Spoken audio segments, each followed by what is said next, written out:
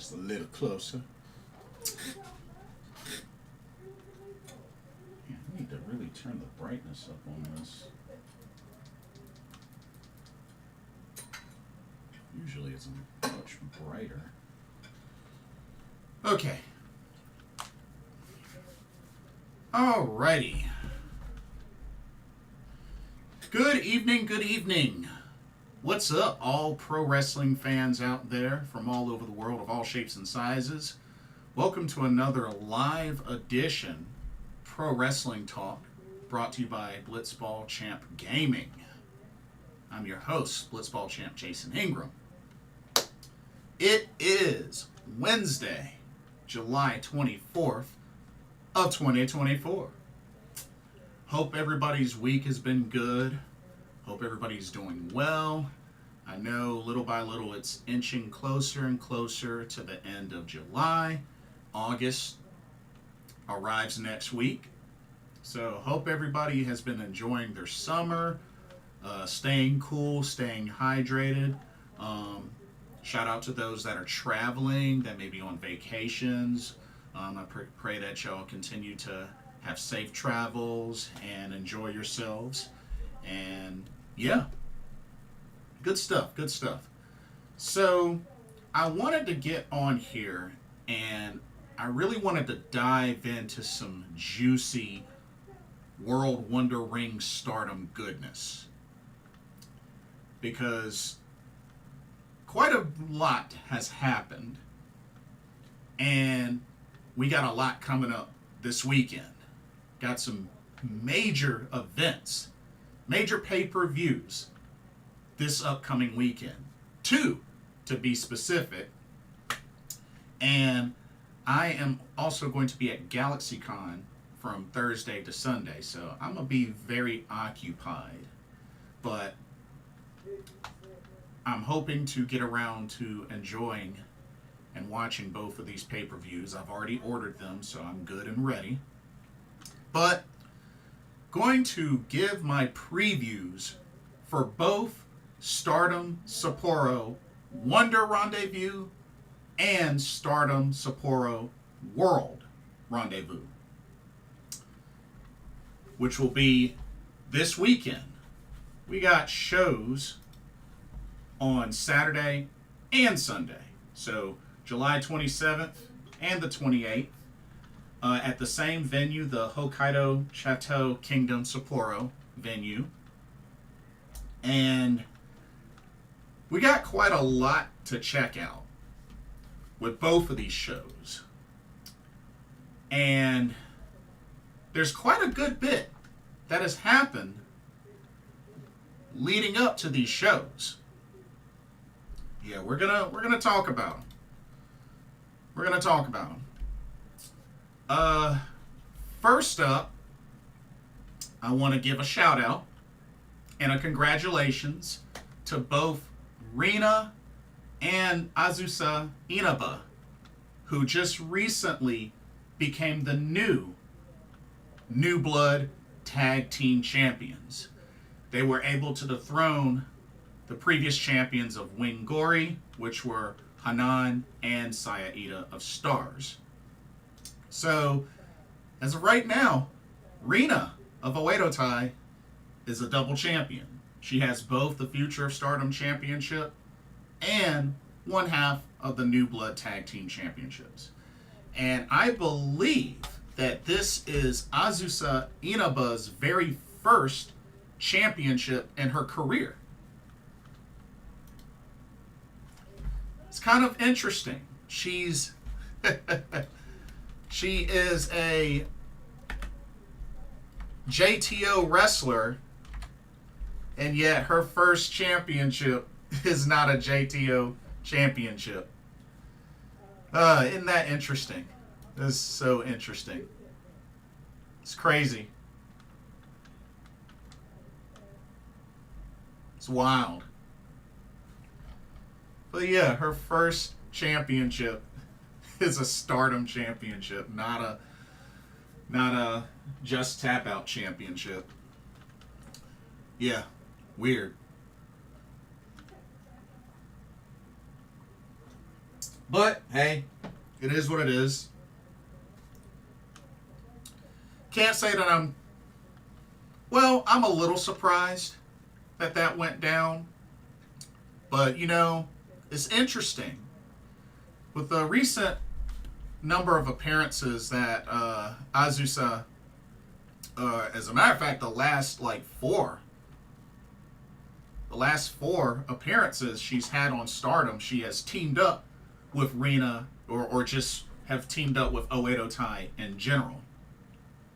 And let's also keep in mind, Rina once defended the Future of Stardom Championship against Azusa Inaba. So, isn't that pretty ironic? We're once opponents, and now they are partners and tag team champions together. So, crazy how that ended up working out for them. But yeah, Rina continues to be on a roll, as she is now a double champ. But I do suspect that she will probably lose that Future Stardom Championship soon. She might be able to get one successful defense in, but coming up, she's got a defense against Rana Yagami, and I'm pretty sure she's gonna eventually have a defense against Hina if she can get past Rana Yagami. That's what my prediction is, but we'll see. But yeah, congratulations to Rina and Azusa Inaba on becoming the new blood tag team champions.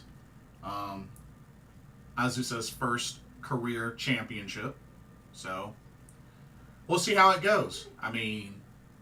Who knows? Maybe she might end up becoming a member of Oedo Tai.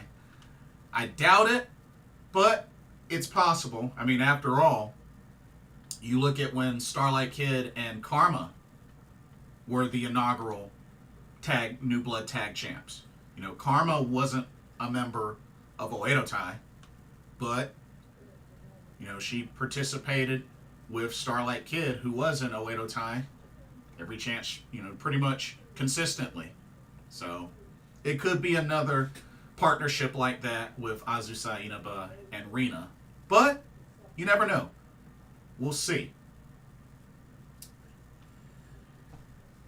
And then, the other big story, the other big piece of news that has happened is a big ol' epic betrayal. That's right, a big epic betrayal.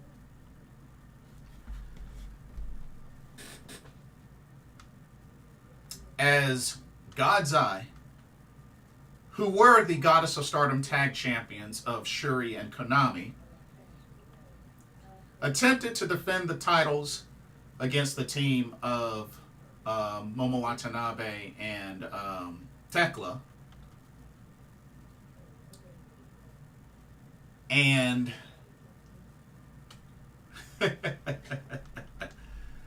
in the midst of this match,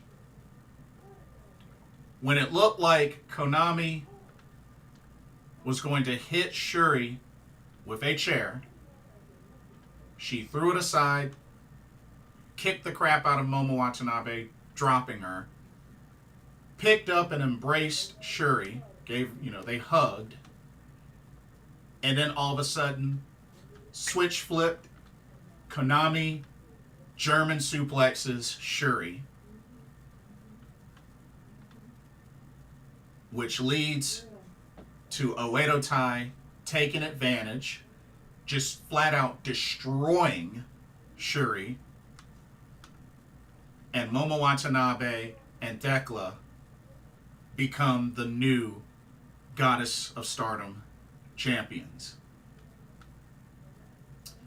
Someone who is pretty much like a sister, like a little sister to Shuri, ended up betraying her, painting her face completely black, and just revealing that she never quit Oedo Tai. And when you think about it, she's right.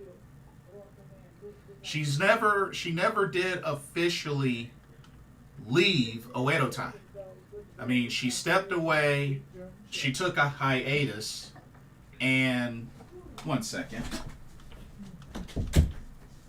Sorry about that. She took a hiatus away from pro wrestling, but she never officially betrayed or left Oedo Tai. Technically, when you really think about it. That's the interesting thing about this whole scenario. But Konami is back with Oedo Tai and has betrayed Shuri. It's kind of crazy because it really wasn't that long ago that Shuri and Konami dethroned Fukuoka Double Crazy to win the Goddess of Stardom tag titles. And it's been revealed that apparently Konami had issues with God's Eye. I mean, after all, she wasn't really thrilled about the idea of Saki Kashima, who, is pretty much the comedy coward of the faction. But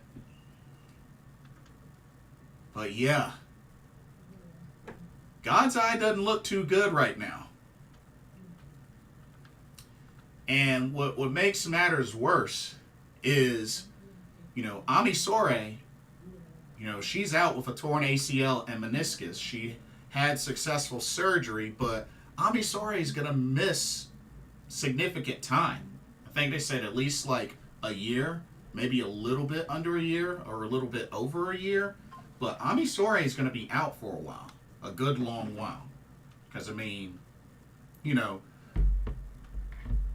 those ACLs, and it's an ACL meniscus combo.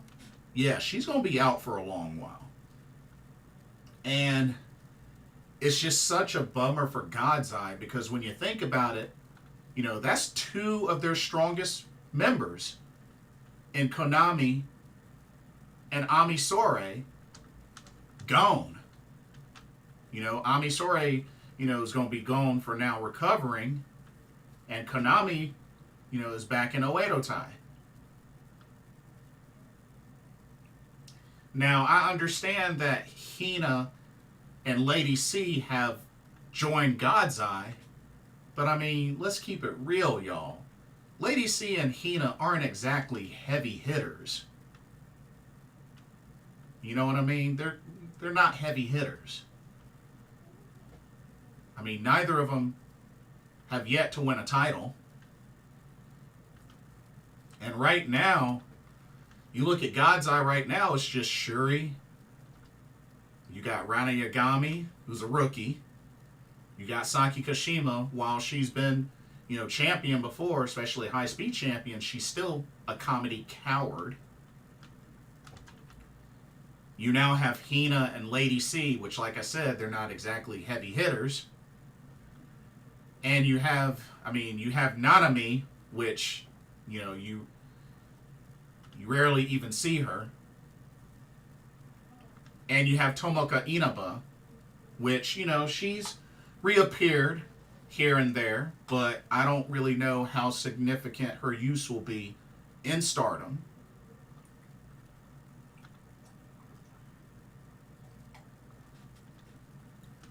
But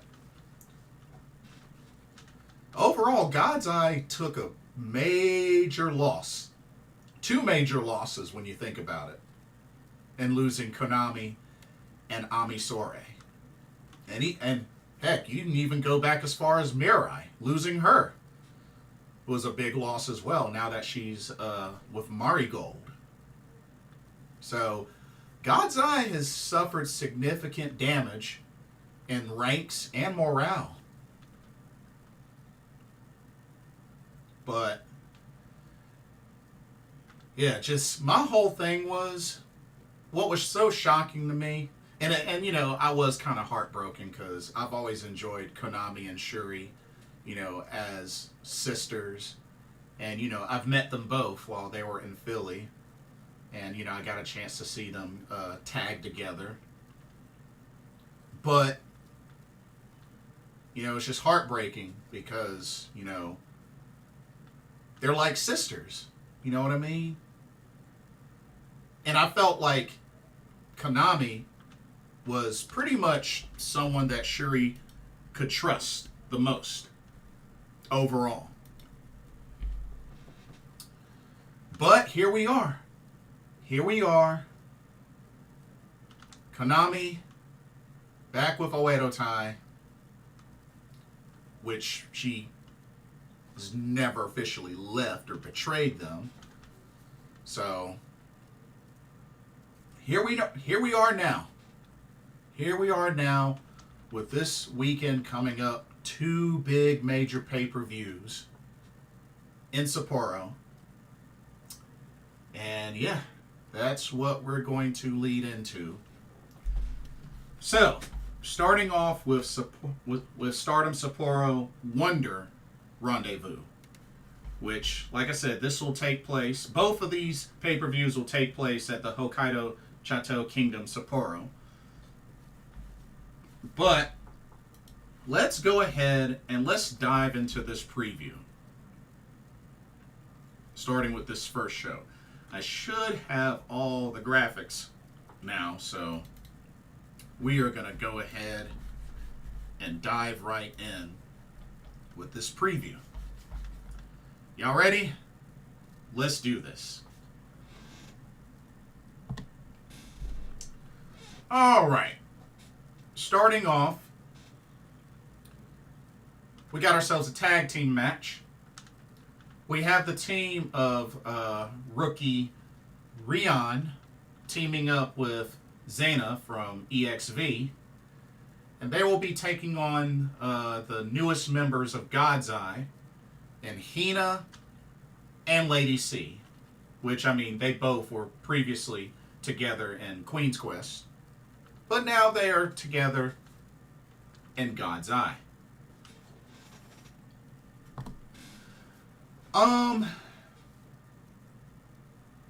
While it's obvious that Xena is the strongest out of these 4, I think with the newly recruited Hina and Lady C as part of God's Eye, I think they need to start being booked as threats. At least one of them, more so than the other, but I think they need to be, I think they both need to start being booked as threats. So why not this Saturday to start that off? So I'm actually going to go with Hina and Lady C to pick up the victory. Yeah, I'm going to go Hina and Lady C to pick up the victory. And I think Rian takes the pin. I think she ends up eating the pin. All right. Let's go to our next match.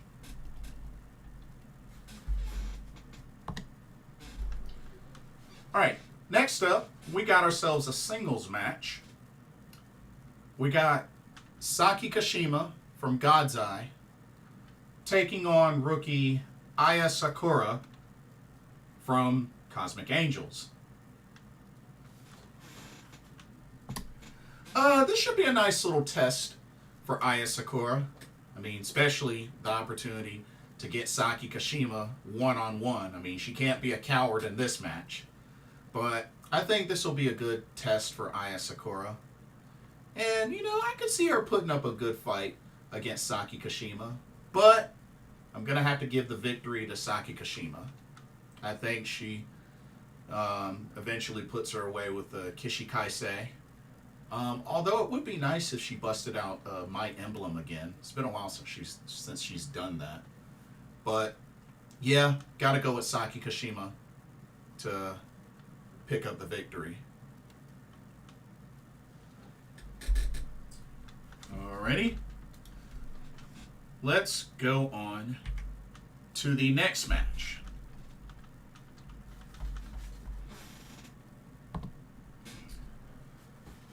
Alrighty. We got ourselves a 10-woman tag match. As we have the faction of Stars, which is made up of the combination of Momo Kohgo, Wing Gori, which is Hanan and Iida, and Fukuoka Double Crazy of Hazuki and Koguma. All 5 of them will take on the newest faction, which has yet to be named, but we're supposed to get the official name this weekend, according to Starlight Kid. But this new faction of Starlight Kid, Seira, Suzu Suzuki, Miyu Amasaki, and Azumi. And this is the interesting thing here. This faction is made up of 2 tag teams, because you got O2 line with Azumi and Miyu Amasaki, and you got Crazy Star with Seira and Suzu Suzuki. But yeah, you got a faction battle with Stars against the newest faction led by Starlight Kid. Very anxious to hear what their name is going to be this weekend. Should be good. Should be really good. But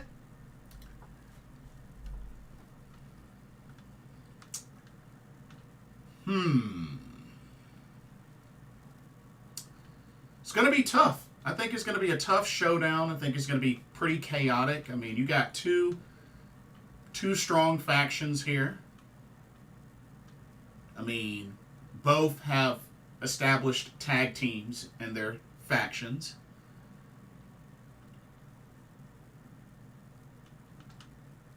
But I'm going to have to go with the new faction led by Starlight Kid to pick up the victory. Because I think they need to get a victory, and then maybe that's when they announce their new name after this victory. I could see that happening.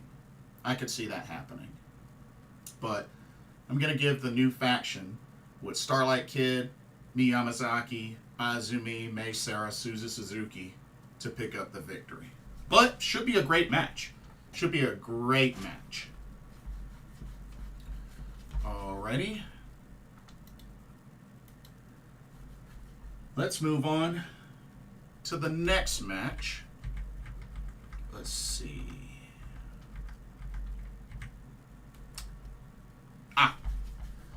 Next match. Alright, we got some singles action. We have Mayu Iwatani of Stars taking on HANAKO of EXV. Of course, this is part of the temporary farewell tour for HANAKO as she is getting ready to go to the U.S. for excursion next month. Will be quite a big test going up against the icon of Stardom for HANAKO. Hopefully she'll get in some good work on Mayu. But of course, you know, I expect Mayu Iwatani to pick up the victory. But it'll be a great match for HANAKO to really, you know, get her going and prepare her for her excursion to the U.S. But yeah, and it's also a good test to really see where HANAKO is at. Because she's been getting better and better. You know, she had a great showing in the rookie tournament. And even though she wasn't able to win the rookie tournament, she had a great showing. So, best of luck to HANAKO. But definitely, I believe Mayu Iwatani picks up this victory. Alrighty. Let's go to our next match.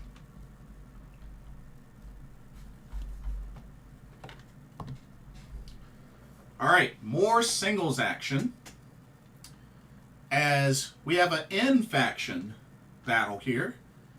As the leader of Cosmic Angels, Tam Nakano, will take on Sayaka Kurara also of Cosmic Angels.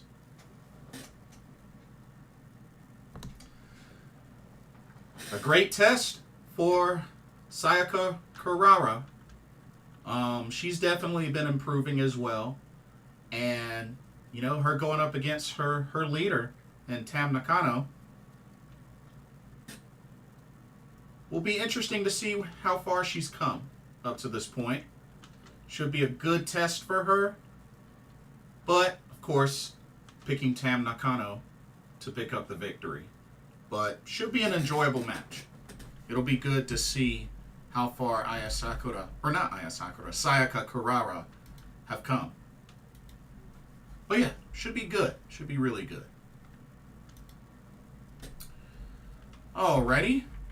Let's go to our next match. Here we go. Okay. Here we have ourselves an 8-woman tag team match. As we have on one side, we have the team of Sayaka Kamitani of Queen's Quest. We have Shuri of God's Eye. And we have both Maika and Mina Shirakawa of EXV. So all 4 of these ladies combined. And they will take on Oedo Tai's Tekla, Ruaka, Konami, and Momo Watanabe.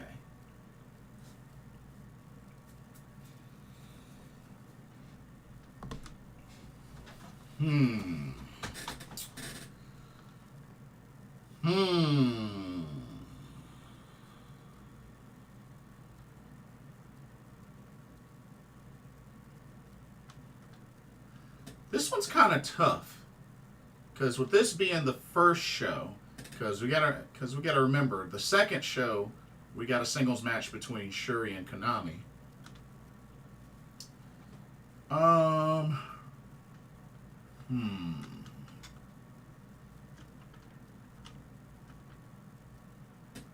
This is a tough one.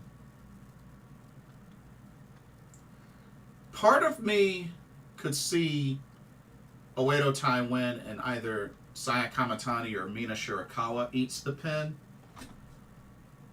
But another part of me can see the first team winning and maybe Ruaka eats the pin.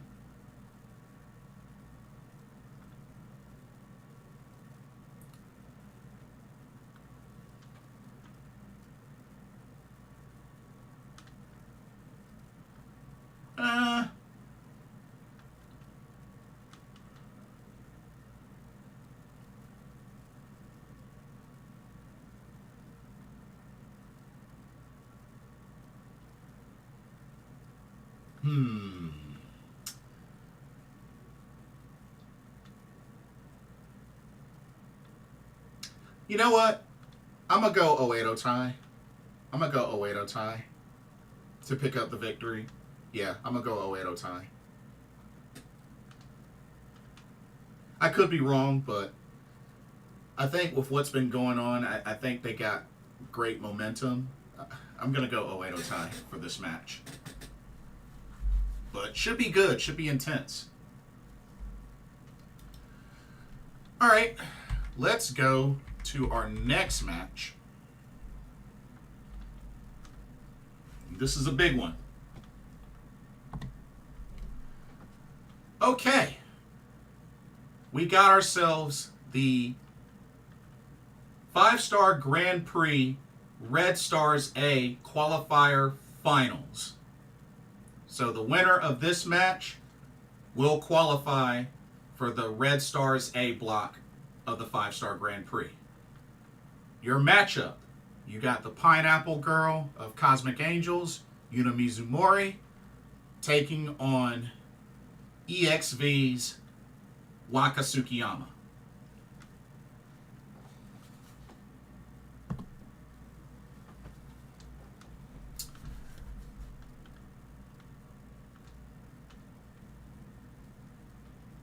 Well,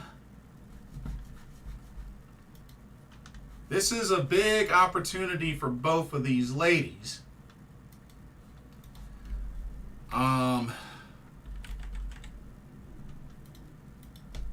Yuna Mizumori, if I remember correctly, I don't believe she has ever competed in a 5-star Grand Prix. She's competed in the Triangle Derby, but she's never competed in a 5-star Grand Prix.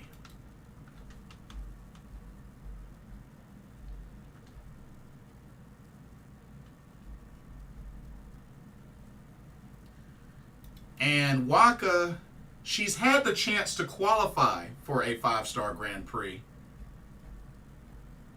but she's never competed in one either. So,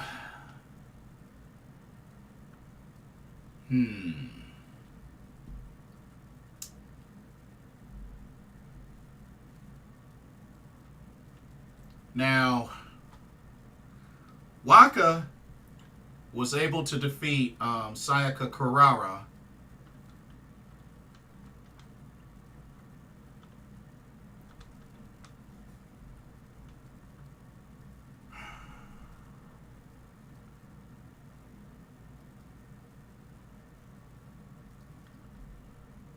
and Yuna Mizumori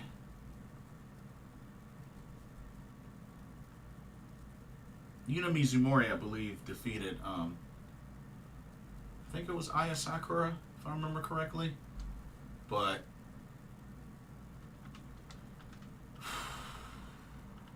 this is tough. This is really tough. But you know what? I think Waka might have this one. I think Waka might have this one. And I think she ends up qualifying to compete in the 5-star Grand Prix.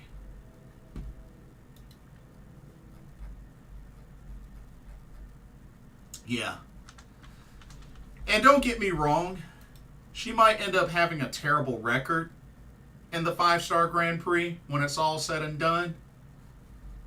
But if they want any other opportunity for supposedly Wakamania to, I guess, show up again, then this is what they got to do.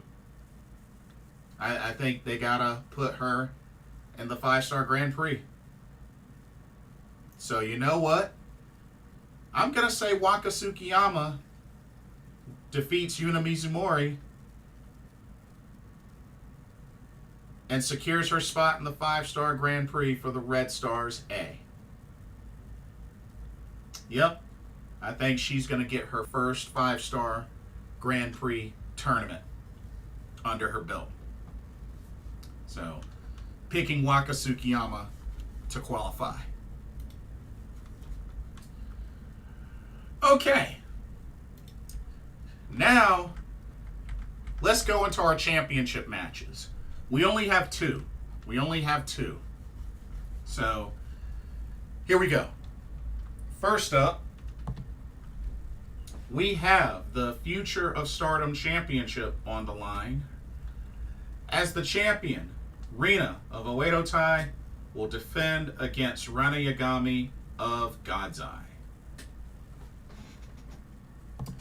Big opportunity for Rana Yagami, and she's been doing pretty good lately, especially not too long ago having that great showing in the Catch the Wave tournament.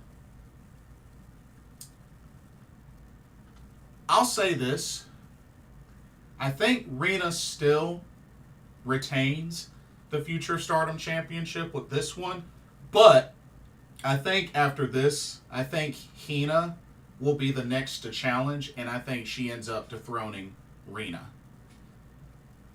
And with that happening, that means all three of the Judoka sisters will have held the Future Stardom Championship. So, I'm going to go ahead and say, while Rana Yagami will put up a great fight, I'm going to go ahead and say Rina retains the Future Stardom Championship. Yes, Misfit. Also, yes, one half of the New Blood Tag Champs.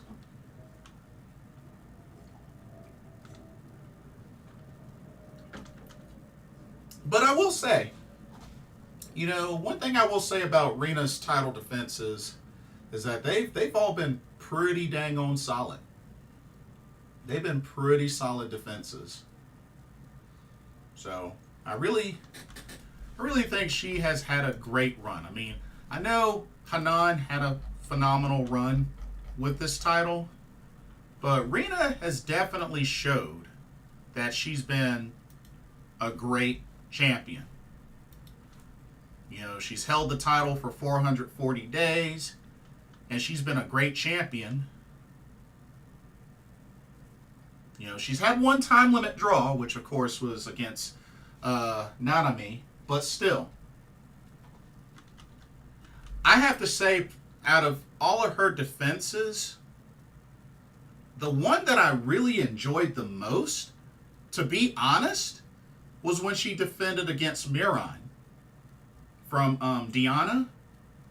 I think that match was my favorite title defense of hers, because Miran really showed great improvement, and Miran came close. She came close. She came very close. Excuse me. She will tie Hanan with number of defenses if she beats Rana Yaga. Yeah, and that's what I'm thinking. I'm thinking she'll get this one.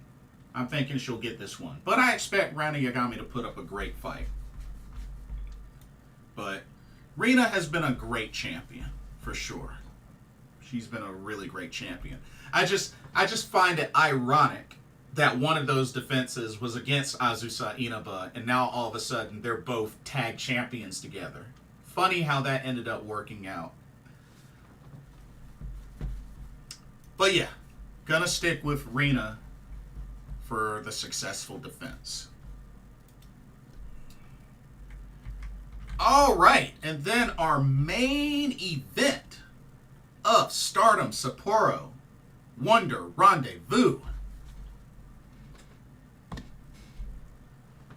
We have the Wonder of Stardom Championship on the line as the champion who not too long ago won the title back, Seira, defending against her friend, tag partner, stablemate, Natsupoi, both representing Cosmic Angels. Well, this is the opportunity that Natsupoi has been waiting for a long time. A long, long time. And now Natsupoi's got her shot.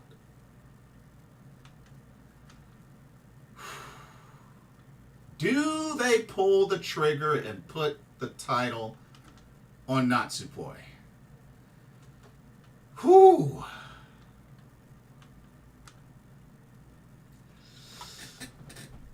Oh, man. I'm having a hard time with this one. Having a really hard time with this one. T-Funk. Shiri. Yes, she's one of my faves. Welcome to the stream. Misfit says, main event of night one should probably add that since it's a two-night main event. Or two-night event. And it's probably not winning. Well, I mean, it is technically two separate shows, but nah, I get what you mean. I would have said yes had they not put the title on Iwata. Oh yeah.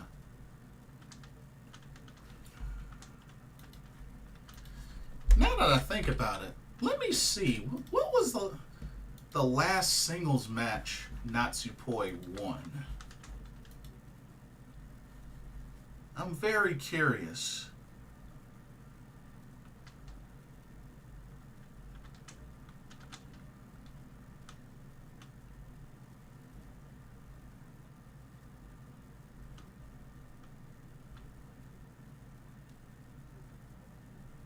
Wow.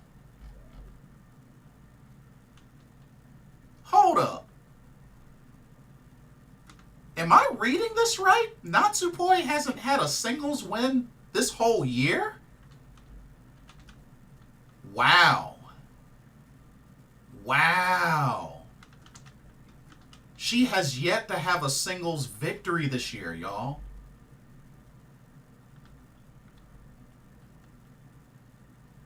That's crazy. Wow. Natsupoi hasn't had a singles victory this year. Oh, she's definitely not winning then. No. No way. No way.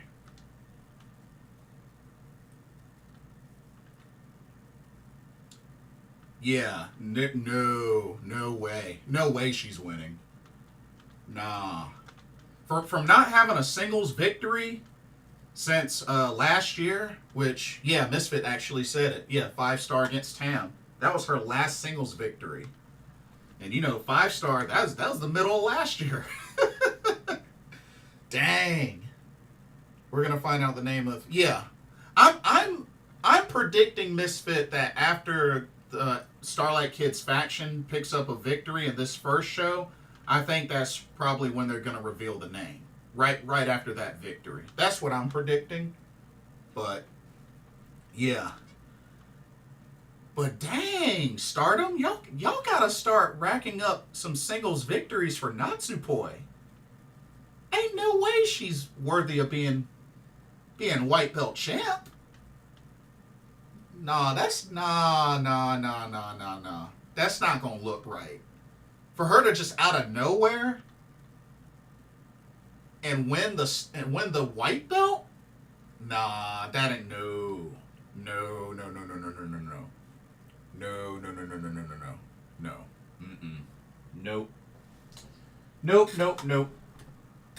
Nope. Definitely going Seira to retain. Yeah, this became an easy pick. This became a very easy pick. I knew there was something interesting about the scenario. I just knew it. I believe it's going to be the first match with them all together. Yes, I believe that is correct, actually. Hazuki has more wins this year. Especially considering she's been getting booked in singles matches, but dang. Man. September of last year? Really? I mean, she hasn't even had another singles match since then. Like, well, actually, no. She's had one singles match since then, but not one that she's won, because she had the Wonder of Title #1 contendership, but lost to Ami Sore. So that was her last singles match. But her last singles victory was last year.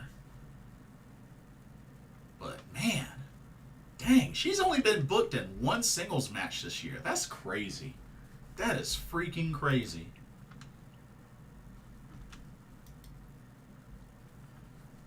Ugh, yikes. But anyway, so 9 matches on Stardom Sapporo Wonder Rendezvous. So 9 matches total.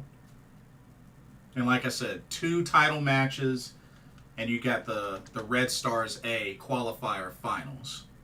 So, got those. Now, let's switch gears to Sunday. Stardom Sapporo World Rendezvous. So we're going from Wonder to World. All right. And I believe this has 8 matches. So one less match, but this match will have a gauntlet. So there's 8 on the second night. It's just that one of the matches is a gauntlet match, so it'll be a lot longer. Or at least that's what the idea is, with it being a gauntlet match. But let's go ahead and jump in to this one.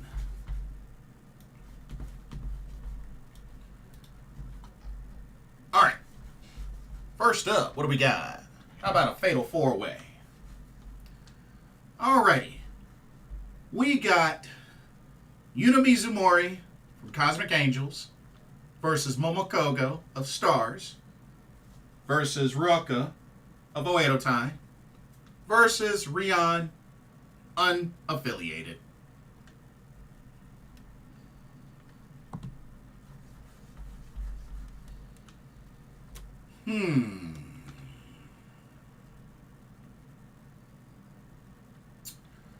Part of me could see Yuna Mizumori win, just to kind of redeem herself from losing to Waka. Actually, part of me could see Momo Kohgo win as well. But Ruka, not so much. Because she'll just, that's who that was that got themselves disqualified against Yuna Mizumori, 5-star qualifier. That's who it was. That's who it was. Well, I definitely don't see her winning this. She can't stay sane.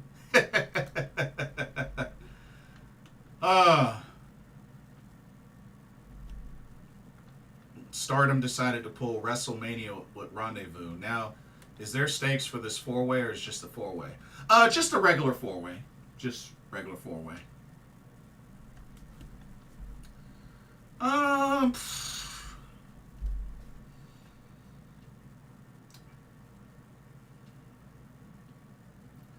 I'm a root for Momo Kohgo because that's my girl, but honestly, maybe Ruaka wins, maybe Yuna Mizumori wins, but I'm a root for Momo Kohgo because that's my girl. Yeah. I'll just leave it at that. That's really all I got. Alright. Next up,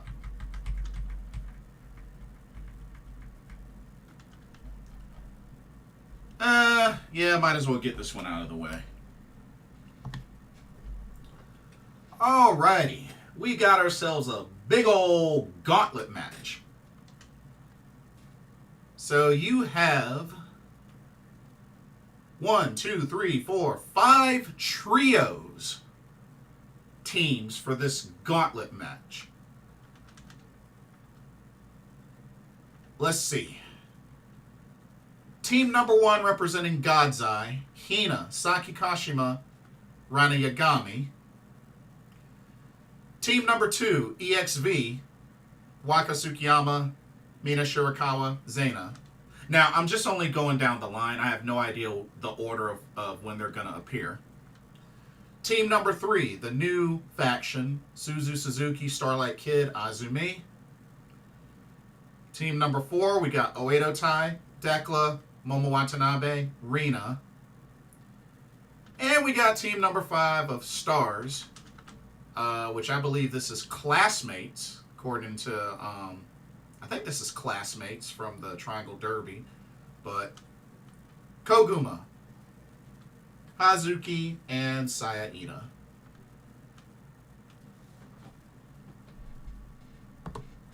Whew.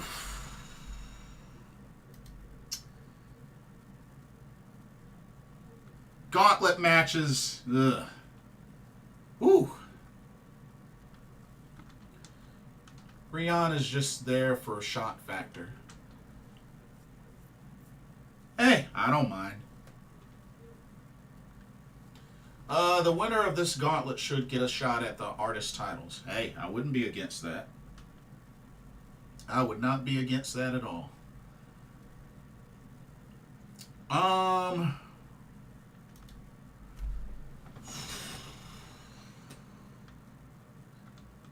mean, shoot.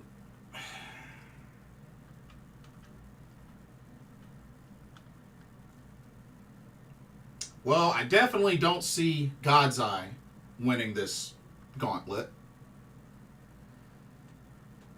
I don't see EXV winning this.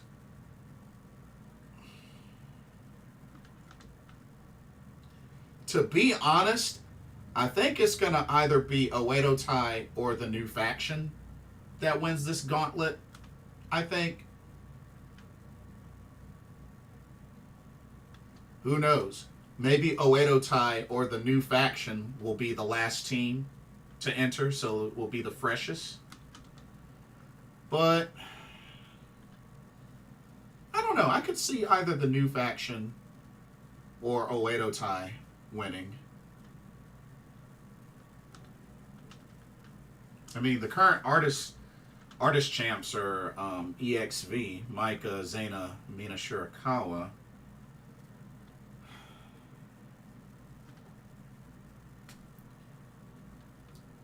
I'm gonna say it's either gonna be Oedo Tai or this new faction. I think either could afford to build more momentum ever since the craziness that's happened. So I'm gonna say it's one of those two.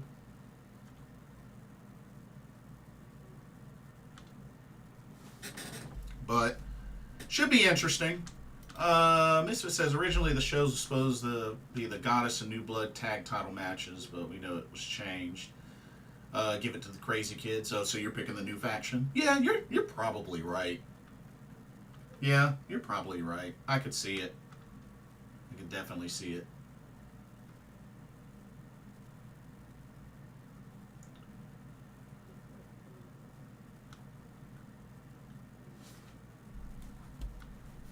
All right.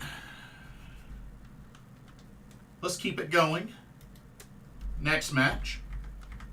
Let's see what we have here. Yeah, let's do this one next. All right. As part of the temporary HANAKO farewell tour, HANAKO will take on Aya Sakura. So HANAKO of EXV, Aya Sakura of Cosmic Angels. For this one, I actually could definitely see HANAKO winning.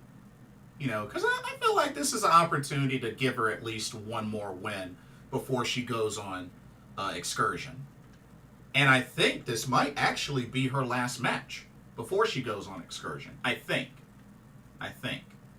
But, yeah, I can see HANAKO winning. Yeah, why not?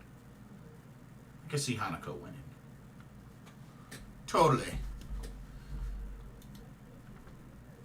Though it's probably going to be one heck of a night for Oedo Tai. Yeah. They are on a tear. They are on a tear. But yeah, this is an easy pick for me. I'm going to go with HANAKO. I think HANAKO gets at least one more victory before she leaves for the U.S. Okay. Well, we might as well get right down and dirty into this next match. Oh, this breaks my heart, but we knew this was coming, so we might as well go ahead and get it over with. Big singles match. Shuri of God's Eye versus Konami of Oedo Tai.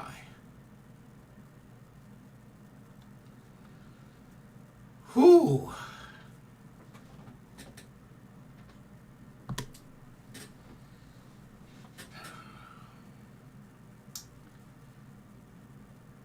This could be the night, y'all. This could be the night that she finally does it. This could legit be the night that Konami beats Shuri one-on-one. And because honestly, personally, I feel like if you want to really break Shuri's spirit, she not only makes her tap out, but makes her tap out in a UWF rules match. But that's just me. That's me. In a perfect world, I think that would be the perfect way to dethrone Shuri. But that's just me. That's just me.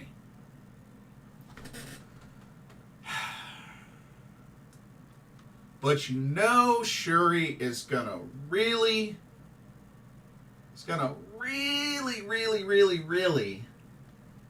want revenge. And probably blood. Because if it's one thing you don't want to deal with is a pissed off Shuri. Whew. I know this is a normal singles match, but whoo-wee. I expect it all to come out in this match. Who knows? It might end up being a brawl that'll end in a double count out or time limit draw. I don't know. I don't know. This match might end up being match of the night. It could be. I would love for it to be.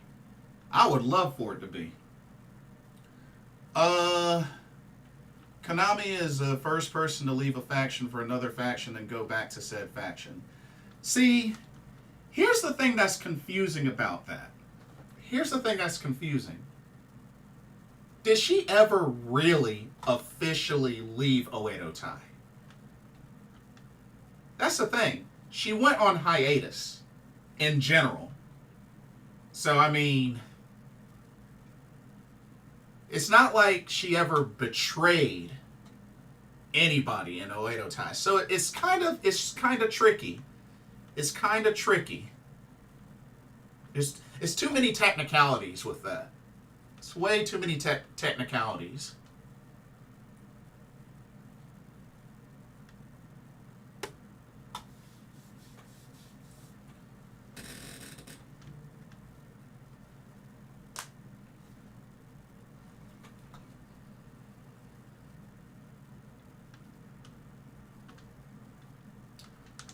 Yeah, that's what I'm saying. Never kicked out, never left. You're right. I agree. And that's what's interesting about it. And it's just like the ties with Shuri. Because, I mean, when you think about it, Konami is like a sister to Shuri. She's like a little sister to Shuri. Rian, welcome to the stream. You ready for the pay-per-views this weekend? I'll probably catch them late because I'll be at GalaxyCon, but I did order them, so I definitely will be watching them. I was waiting for Hazuki to turn as well. Right, Konami has always been sus to me. Then when they won the tag titles, I thought something was up. Yeah, good call. Then Konami had problems with Mirai and Saki Kashima, right? And that's what's really interesting about this, because we got to remember, God's Eye is at a new low right now. They've taken a big hit, not only in members, but also in morale. Because you got to think, 3 of their strongest members are out right now. Because remember, Mirai left Stardom. She's with Marigold. Amisore had the torn ACL and meniscus, so she's going to miss at least a year. And Konami turned on Shuri. So that's 3 of your strongest members next to Shuri gone. Because when you really think about it, while maybe Saki Kashima is maybe the next person that Shuri can trust, I mean, she's the comedy coward of the group. Like, that's just, there's no denying that. She's the comedy coward of the group. Hina and Lady C being added, I mean, cool, but they're not heavy hitters either. Rana Yagami is a rookie. She's, little by little, she's on the up and coming, but Rana Yagami's a rookie. Nanami hasn't been back with the group in forever. And the only other person which I am hoping will reunite more with her is Tomoka Inaba. I would love for Karate Brave to make a comeback and fight against Oedo Tai.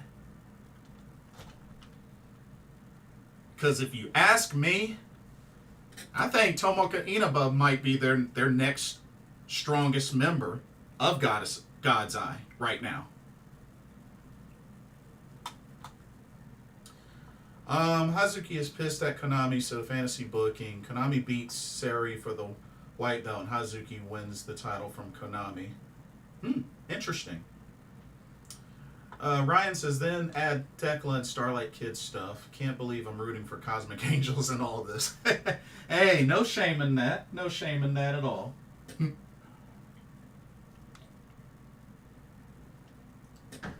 Now, I did catch, Misfit, I did catch what you said. Shuri doesn't tap, but passes out.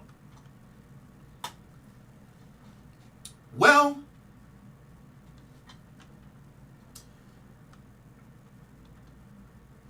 I guess that could be the closest thing they do. I guess that's the closest thing that they could do. Perhaps. Kane, welcome to the stream. Oh, the Goto t-shirt. Oh, yeah. Thank you. One of my favorites in New Japan Pro Wrestling, Hiroki Goto. Yeah, big fan of him. Big fan. The GTR, one of the most devastating finishers I've ever seen. Can you fully trust Saki Kashima, though? I mean,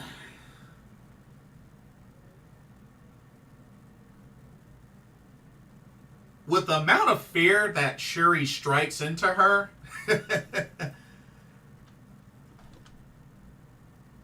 I don't know. I don't know. I can't see her turning on Shuri. After Shuri putting the fear of God into Saki Kashima, I don't know. I don't know. You watch any of the G1 the other night? Yes. Whew.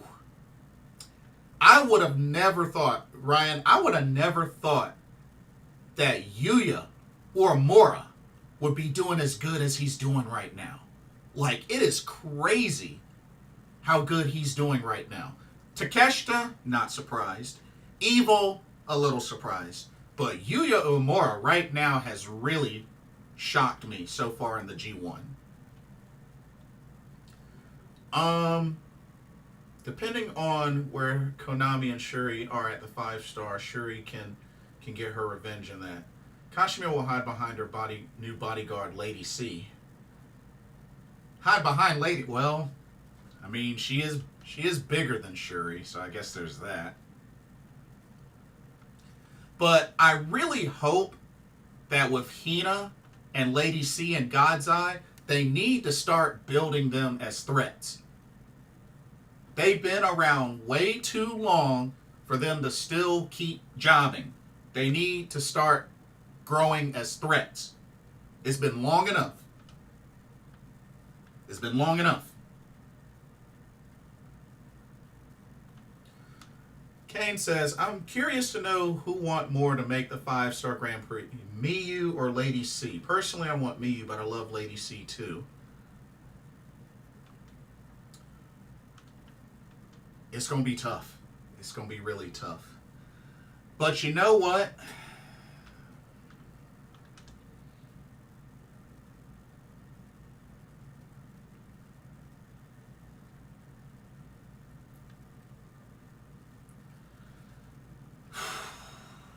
Dang.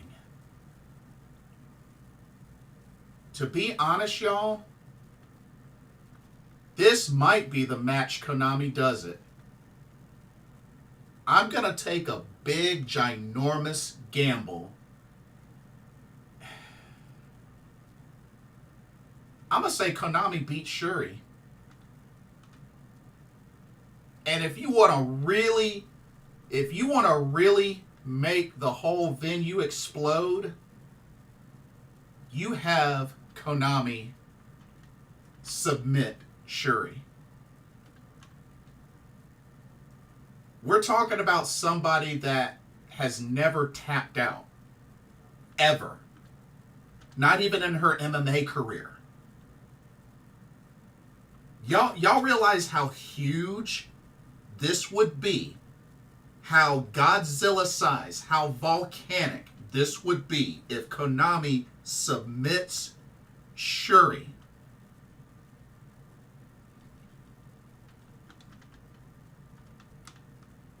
This could be the moment of the year. Now, don't get me wrong. I know this isn't a big show like, you know, a Stardom Dream Queendom or All-Star Dream Queendom. I understand that. It's still a pay-per-view. I know it's not one of Stardom's big pay-per-views.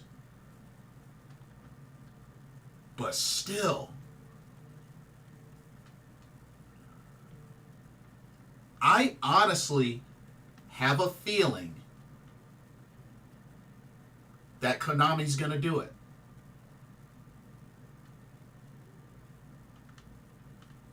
Because you got to, I can only imagine Shuri might still be messed up in the head right now with her little sister turning on her.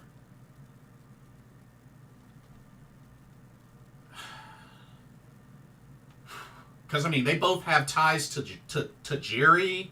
They've trained together. I mean, long time friends. And yeah, Asuka. Yeah, Asuka Kana. Yeah.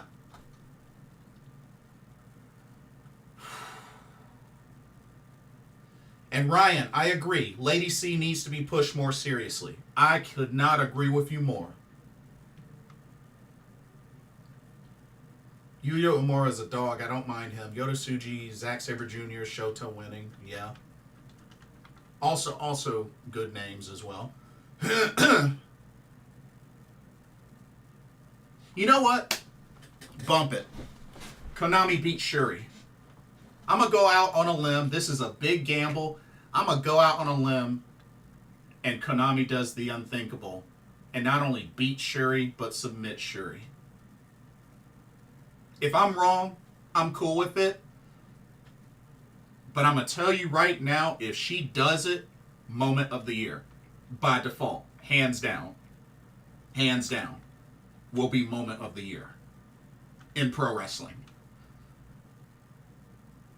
I'm sorry. That will top WWE WrestleMania this year. Like, all that. All that. I'm gonna just leave it at that. It may not be Stardom's big pay-per-view, but it's gonna plant a lot of seeds for Dream Queendom. Yeah, very, very much so.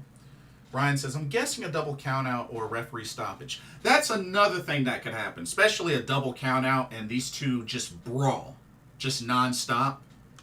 That's an alternative that I could see as well. But I'm taking a gamble. I'm taking a gamble here. I'm taking a big gamble. Whew. Dang, I got goosebumps just thinking about it.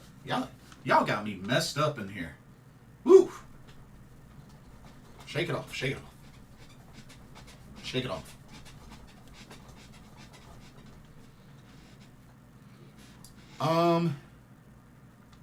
It would be an odd booking decision to have Konami turn and then have Shuri straight beat her up. And I think that's why I'm more inclined to pick Konami to win. Mainly because of the mental state. Like, when was the last time, like, think about it, y'all. When was the last time y'all saw Shuri, like, immensely defeated the way she looked in that match and backstage? What was the last time y'all saw that?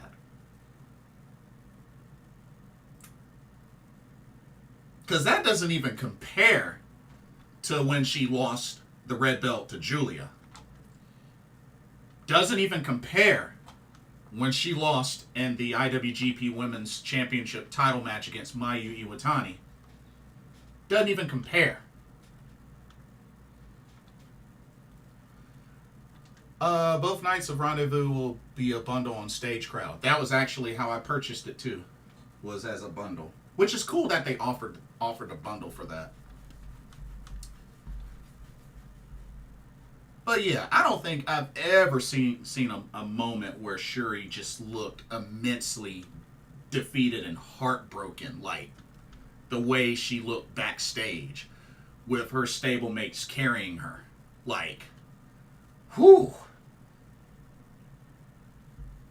That's not a Shuri that you normally see. Let me just say that. Okay. All right, let me get back on track. Alrighty. Where was I? Okay.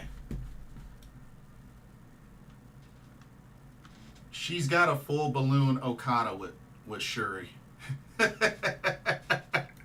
Yeah. Oh man. Okay, let me get back on track. Okay, next up. I'm actually looking very forward to this match. This match should be really good. We got Eye Contact versus Meltear. Oh, this is exciting. Eye Contact, made up of stars Hanan and Mayu Iwatani, taking on Meltear, made up of Tam Nakano and Natsupoi.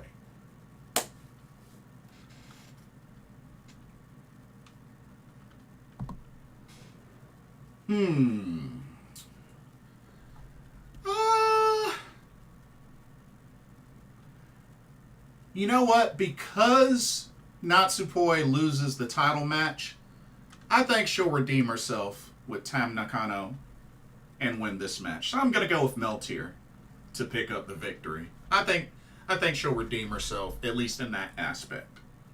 So, yeah, I'm going to go Meltear to pick up the victory.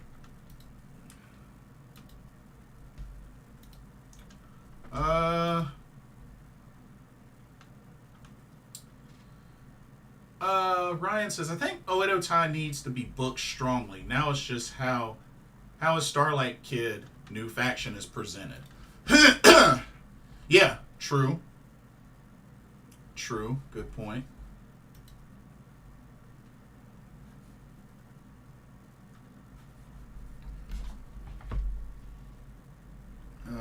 One second.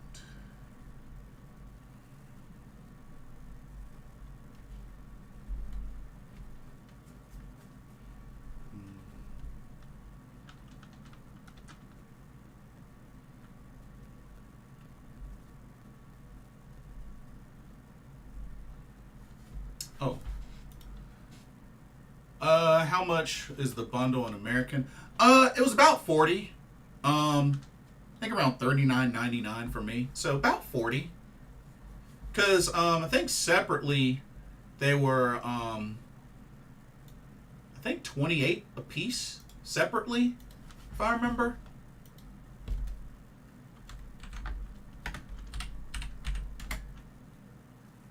So yeah, about 40. But yeah, I think it's a good deal. Yeah, I definitely think it's a good deal. Seems like they've been building Tamu. Yeah. I don't hate it. Kane says I'll go with Meltear too. Yeah, I think that's a good pick. I think that's definitely a good pick. All right. So we got one more 5-star Grand Prix qualifier. And this is the finals for the Blue Stars A qualifier. Check it out.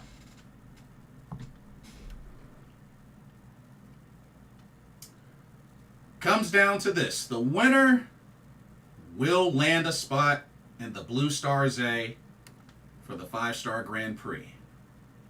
We got Lady C of God's Eye versus Miyu Amasaki of the new faction under SLK.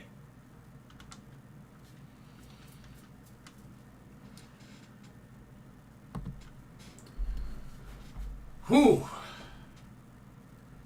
This is a tough one. This is a really tough one. I like both ladies. I'm a little more of a bigger fan of Lady C. I'm a little more of a bigger fan of Lady C.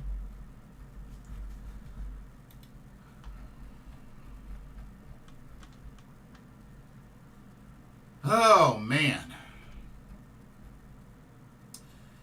And we have to remember, Lady C is also another one that hasn't competed in a 5-star Grand Prix.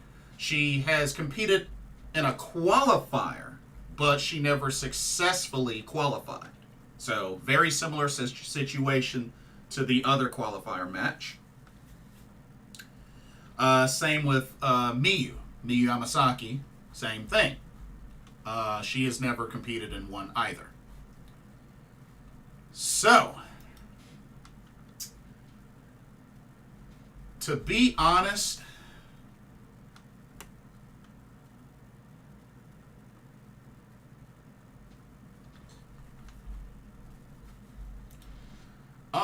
Rian says, I was surprised Lady C beat Momo Kohgo the other night. I was at first, but then I had to remember. We got to remember, Momo Kohgo competed in a 5-star. So, that's another thing. Which I know originally she was a replacement, but she still competed in a 5-star. So, I can kind of understand why Momo Kohgo didn't get in. So, oh,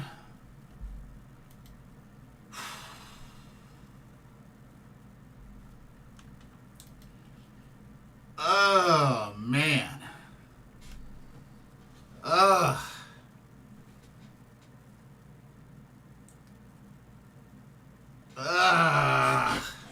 This is tough. This is actually a really tough one.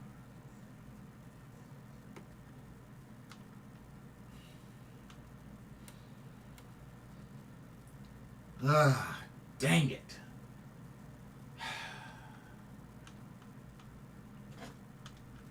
Kana's going with Miyu. Misfit's going with Lady C. Rian, who are you going with?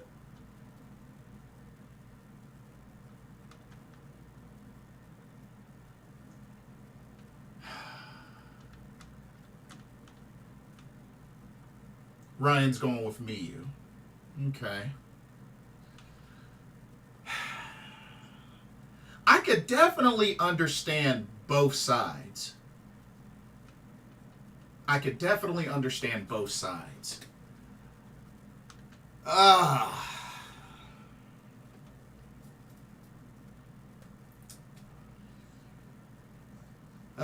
Dang it, man. This is tough. This is really tough.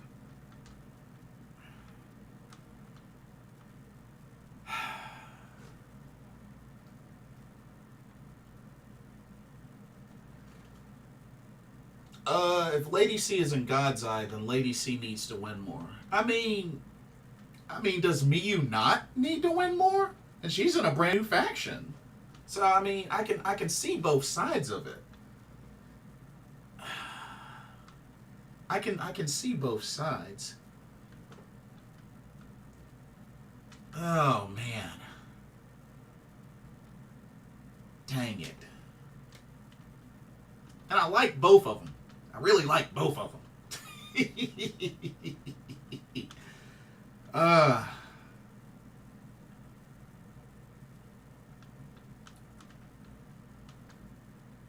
But you know something?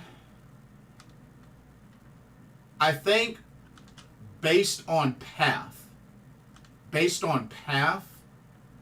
and tenor, I got to give Lady C the advantage. I got to give her the advantage based on tenure and based on her having a harder path. So yeah, that's what I'm basing my decision off of. So I'm going to go at Lady C. I'm going to go at Lady C to qualify for her very first 5-star Grand Prix tournament. But like I said, I will not be mad if Miyu wins. I think both deserve to win, but I gotta give the advantage to Lady C. I gotta give her the advantage based on tenure and based on path. It's tough. It's really tough.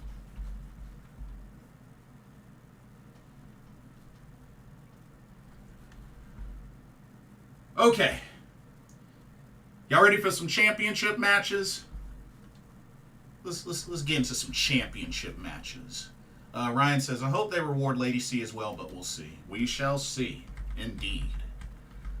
All right.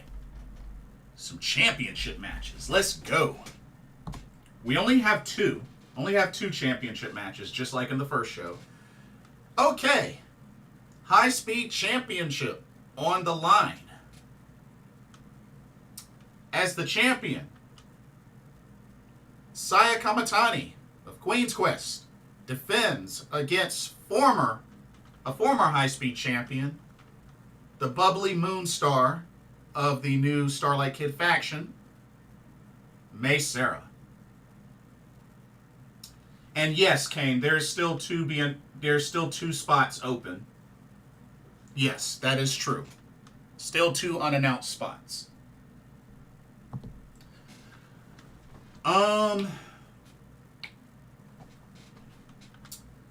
Well, there has been some buzz about potentially Seira getting the title back and becoming a two-time high-speed champion. Because right now, the only person in this new faction that has a belt is Starlight Kid, and it's not even a Stardom belt. So I think they gotta start building momentum in this faction. So you know what? I am going to say Seira reclaims the high-speed championship and becomes a two-time high-speed champion. I think she's definitely very capable of defeating Sayaka Kamitani. And like I said, I think this faction needs to get some momentum built and get some gold in there. Some Stardom gold. So, I love Saya. You know, I've met both of these ladies. They're awesome. But I'm going to say Seira wins back the high-speed championship and becomes a two-time high-speed champion. Okay. Let's see. Plus, there are bigger plans on the horizon for Kamitani. It's definitely looking that way.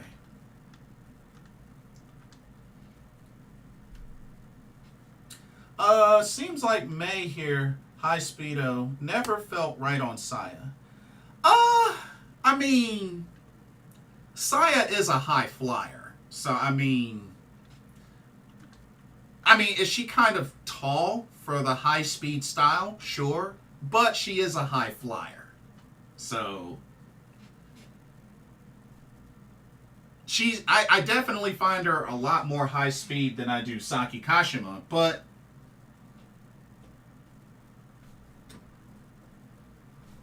it's debatable. It's debatable.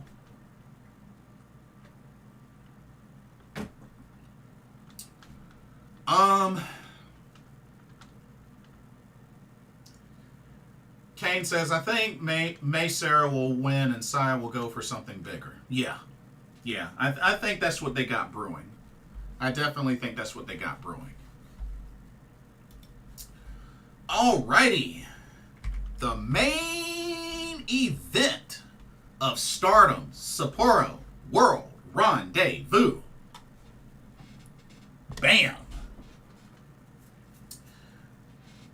The World of Stardom Championship will be on the line as the champion, Maika of EXV, will defend against the leader of Oedo-tai, Natsuko Tora.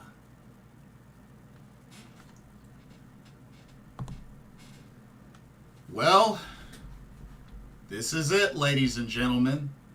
Does Natsuko Tora finally win her first singles championship? Something she's never been able to do. She has not been able to do it yet.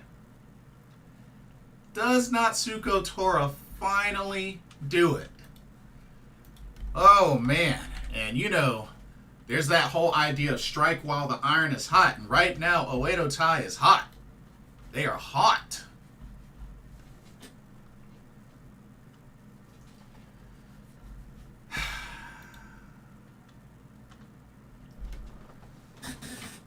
Oh, man. Now, let me get something straight, plain, and clear.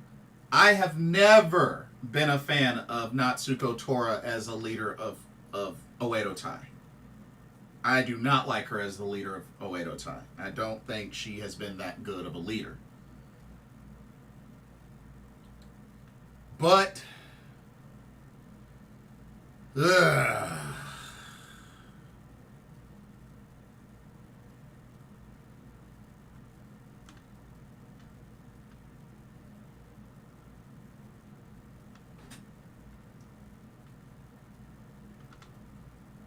Oh, man.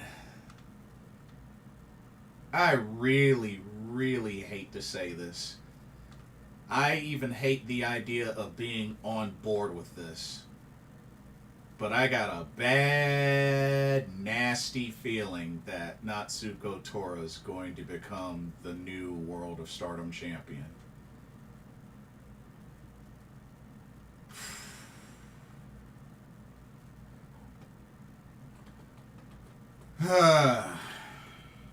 I just got that bad feeling. I hope I am so wrong. I royally, royally hope that I am so wrong. But I just got a bad feeling that Natsuko Tora is going to finally do it.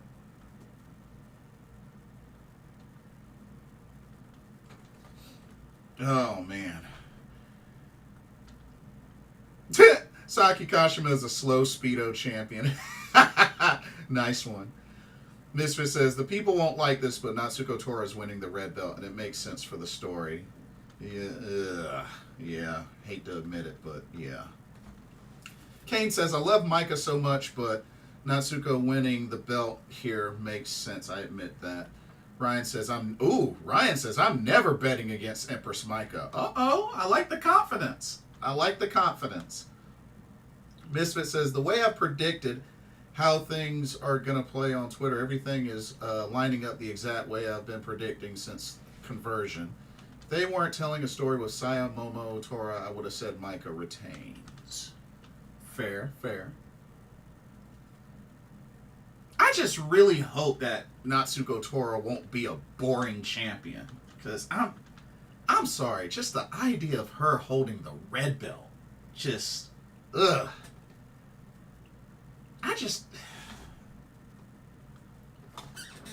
You know what? I'm curious.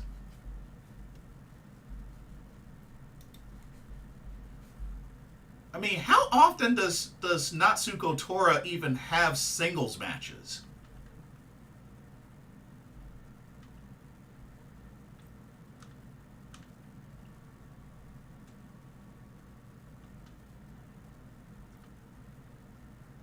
So it looks like, actually looks like All-Star Grand Queendom was the last singles match Tora had. Dang. See, even it's been a while since she's had a singles match. A little, not as long as Natsupoi, but ugh. But the thing is, she rarely has singles matches. And that's what bothers me, Like, somebody holding a singles belt shouldn't be somebody that barely has singles matches. And that's why I hate the idea of her holding that title. I really do. Momo is helping Saya win the title at Dream Queendom. I don't know. I'm going to keep that in mind, Misfit, but I don't know.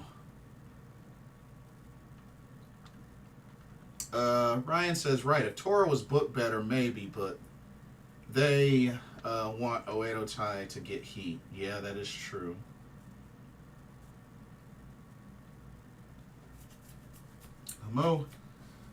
Misfit says, I'm okay with this only because it's progressing a story.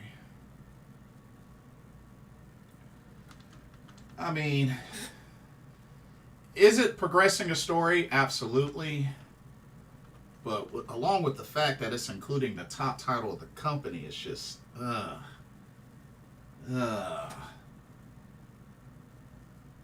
But we'll see, though.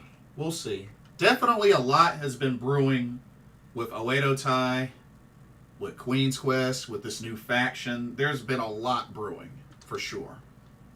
It's exciting.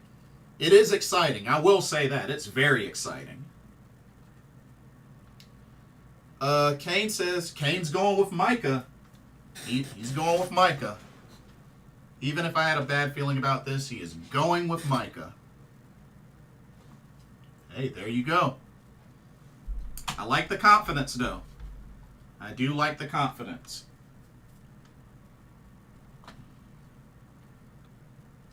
Stardom with the hot story last year, too, and it paid off.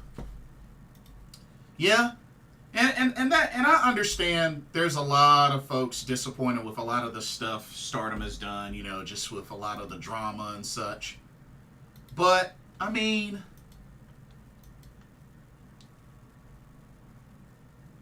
I've been pretty excited.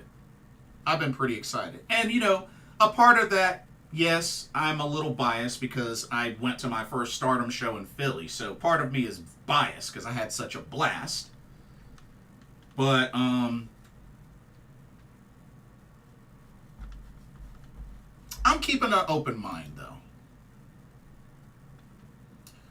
Rian says, Suzu beats Maika to win the red belt. Interesting. So you're banking on Suzu winning that red belt. Interesting. Very interesting.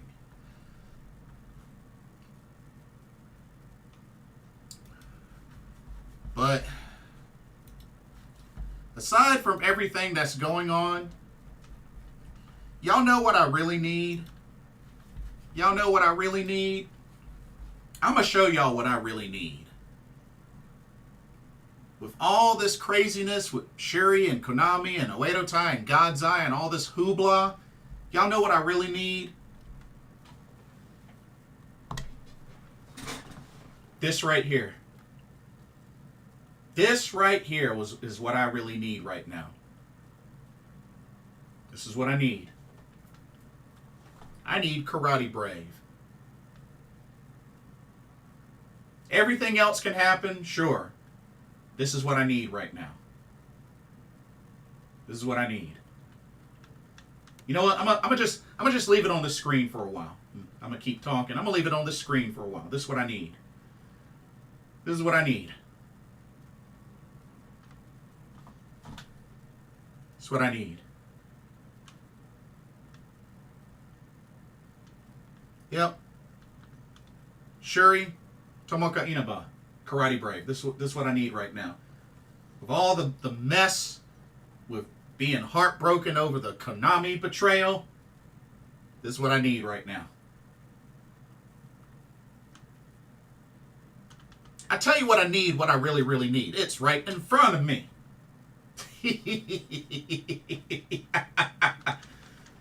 Misfit says Suzu isn't really a focal point like Tora and Saya is, which is true. Yeah, ever since she lost that title match to Maika, you know, Suzu's kind of taking a back seat, but it is good to see that she has returned from injury and is good to go. So, very happy for that.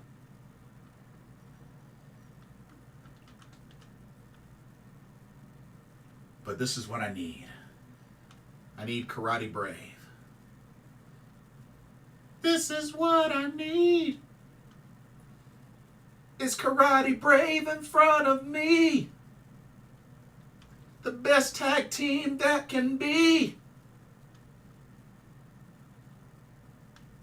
A team that truly knows how to win.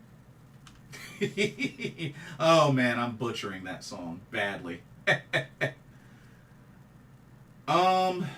Momo has already shown she doesn't care for the goddess titles, and Momo is a big part of the story, and still is will major factor come December. Ooh, that's a lot. It's a lot.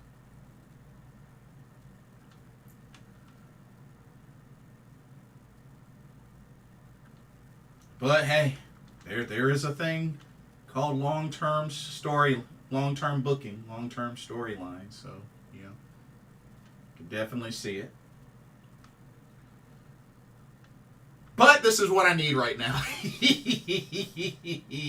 That may happen in December, but right now this is what I need. Right in front of me, right on your screen. This is what I need. Okay, that's enough. That's enough. But good old Karate Brave. Hopefully they get booked for the Goddess of Stardom Tag League. That would be cool. That'd be really cool. I would dig that.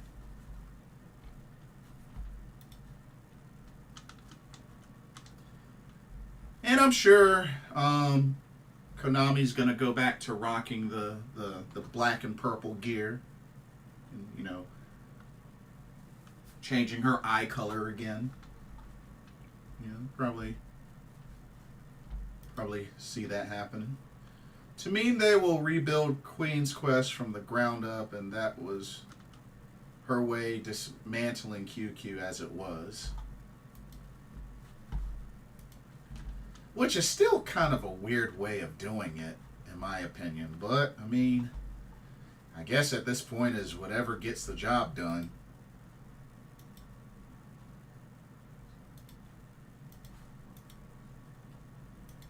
Whatever gets the job done. Yeah.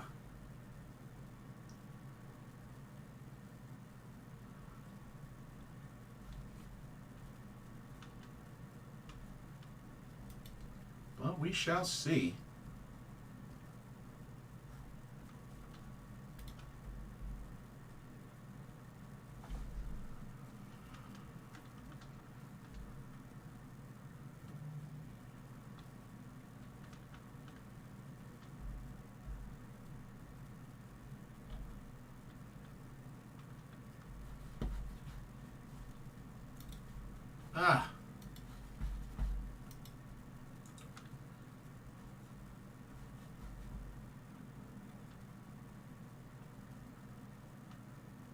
This was as soon as I mentioned Konami's Boedo's High Gear, she tweeted it. Oh, did she? Oh, snap. Yeah, she did. Well, all right. I won't lie, she does look great in that gear. I will say that about Konami. I even liked when she and B. Priestley were teamed up. They were a good team. They have the Queen's Quest name, so no use in retiring it like Donna Del Mundo. Talk about timing, but we'll see. Yeah, we shall see. But, man, 2 big Stardom pay-per-views. And then when you think about it,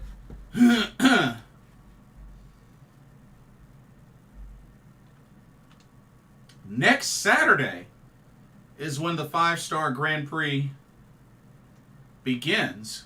So who knows? Maybe by the end of this weekend, we'll know who those final 2 competitors will be. You know?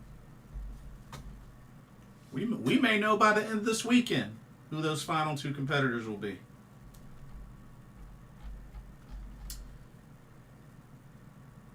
But yeah. And then we also got ROH Death Before Dishonor this Friday.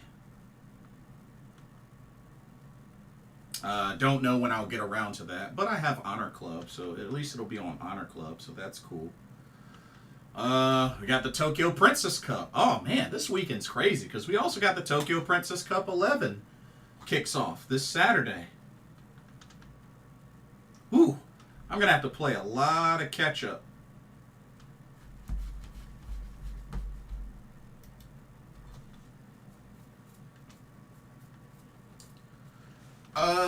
Misfit says, Konami's Oedo tie gear has always been my favorite. Yeah, it's a great ensemble for Konami, for sure. Rian says, Mandy Rose and Megasis. Oh, Megasis Megan Bain making a return? I wouldn't hate it. Mandy Rose? Mandy Rose? What? Nah, she would get obliterated in the 5-star.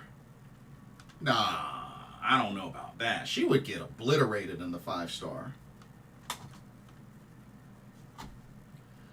5 stars the same day as SummerSlam.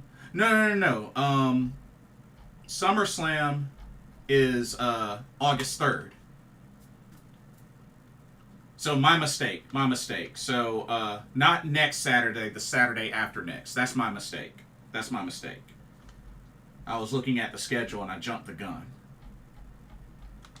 So yeah, weekend after next.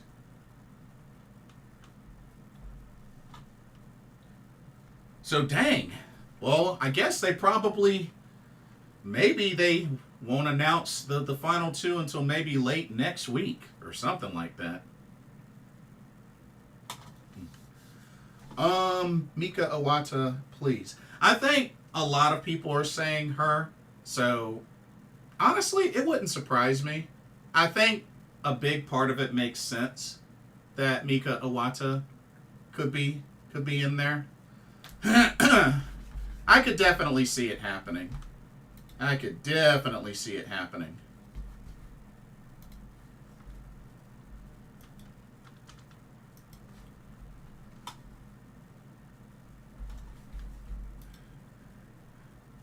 They might do it this weekend. I wish they would. I really wish they would. That would be awesome. That way I can get an early start on my 5-star Grand Prix preview. I was about to say I can't do 5-star in SummerSlam. Too much for me. Yeah, that would be a lot. Mika Iwata and someone from AEW ROH like Athena.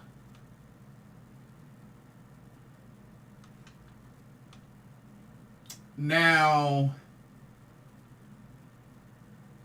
do you think they would take the title off Athena before they do that? In your opinion? But then again, she might as well be the forever ROH Women's World Champion. She might as well be. Athena would be nice. She'd be a nice special guest. That'd be nice.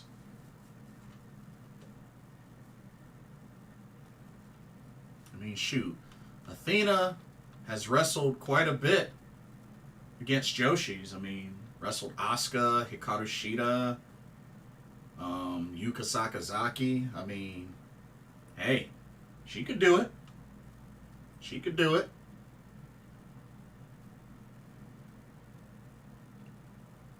put up some great matches.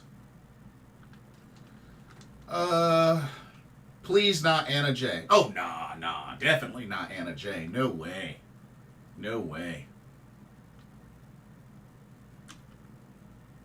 It's not like they are using her on AEW. Yeah, definitely not on AEW, but she's still the top women's champ in ROH, though. I mean, that's still kind of a noticeable deal. Megan Bain is probably going to join Mari Gold. Very, very possible. Very possible. And I know we got... Oh, yeah, we got the... That's right. Middle of next week. We got the semifinals and finals of the Twin Star tournament for that.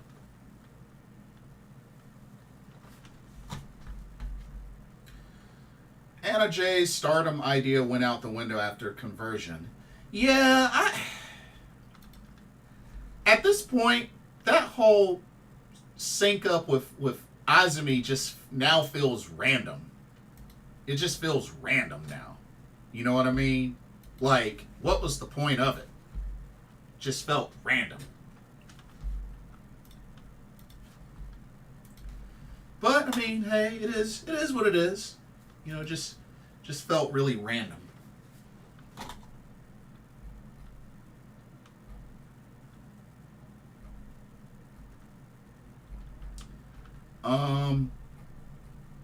Oh, shout out to Camille. Camille showing up on AEW, aligning herself with Mercedes Moné. Very interesting. Got to show some love for Camille, who's from Bull City, Durham, North Carolina.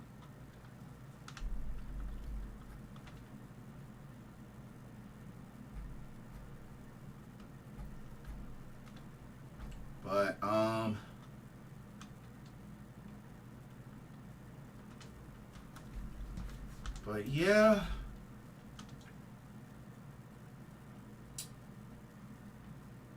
I was all for Anna Jay being the first foreigner QQ member in a long time. Oh yeah, wasn't the last one B. Priestley?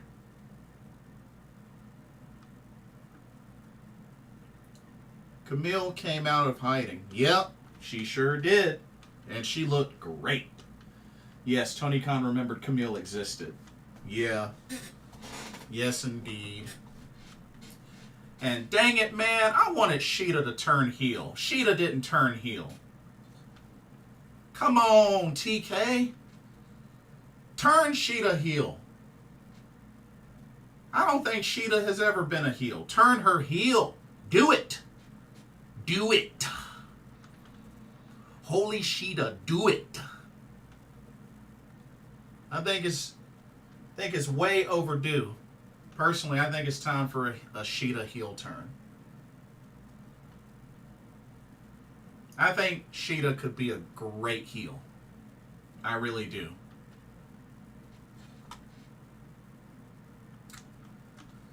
I wanted Shida to turn heel. Oh well. Oh well. Oh well.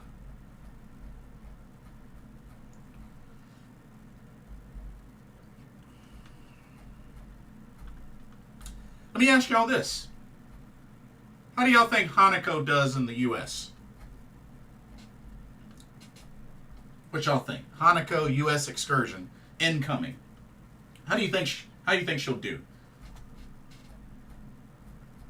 She's got a few bookings set. She's going to be at the NJPW Academy doing a match.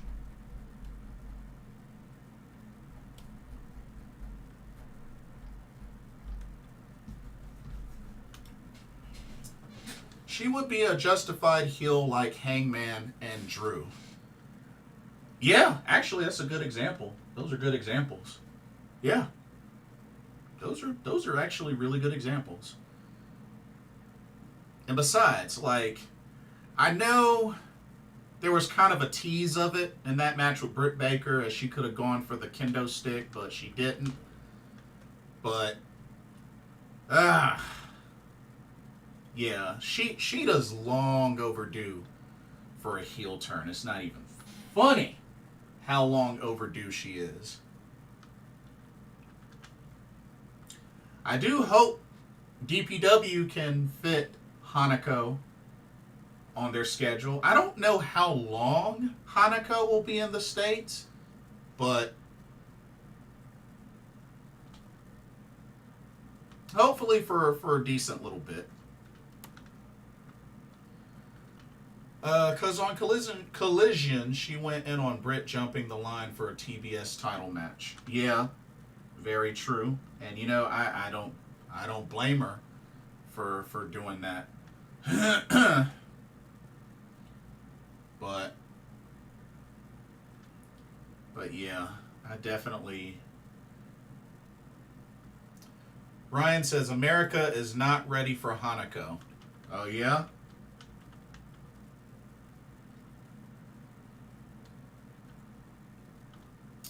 I hope she does well. I hope she does well. I think she has great amounts of potential. I mean, after all, she was the runner-up in the Rookie of Stardom tournament. So, I think there's a lot of potential. But yeah, I hope she has a good excursion. I still think Momo Kohgo should go on excursion as well. But, still hoping someday, like I said, I could see a future high-speed title run for Momo Kohgo. Claudio and Yoda Tsuji announced for CMLL Grand Prix. I did see that. So that'll be good. Good to see Yoda Tsuji still getting booked outside of New Japan. You know, even being on excursions. Good to see him still getting booked. I mean, he had an amazing match at Fantastica Mania. Really enjoyed that. But yeah, it's good to see him get continuously booked. I like that.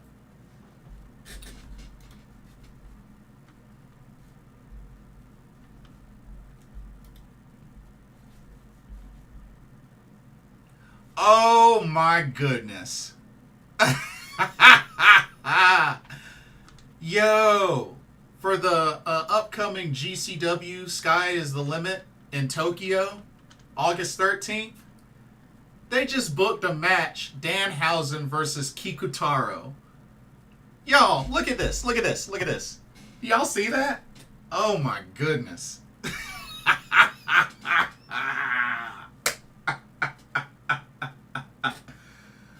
Oh my goodness. Oh, this ought to be very entertaining. This match right here ought to be very entertaining.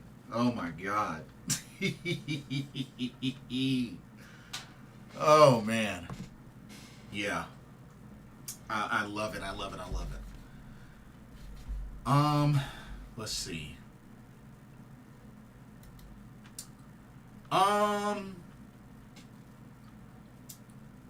I would kill for Claudio in the G1. Oh, yeah. Him in the G1 climax? That would be cool. That'd be really cool.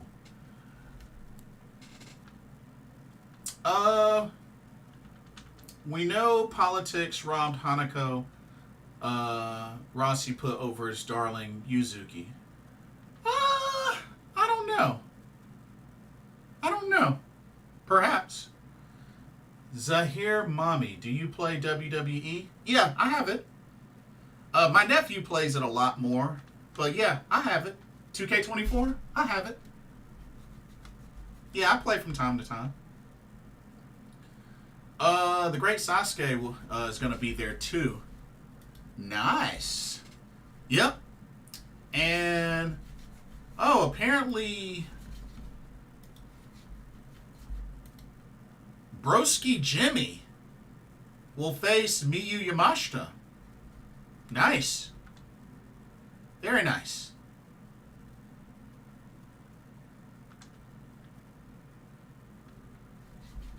Oh yeah, they got 2 shows in Japan. The Sky is the Limit and You Only Die Once. Right on.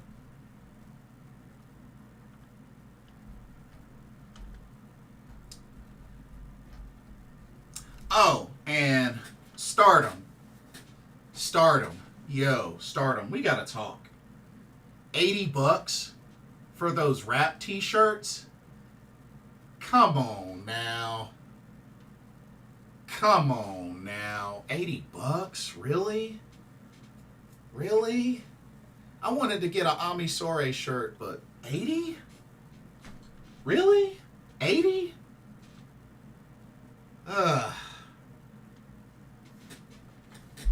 Because I definitely wanted to get an Ami Sore shirt.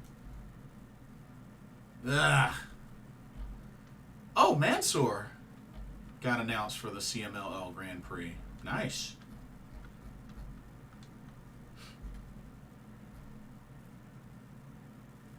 Oh, Ikuro Kwan as well. Of one half of Above the Rest. Flip Gordon. Flip.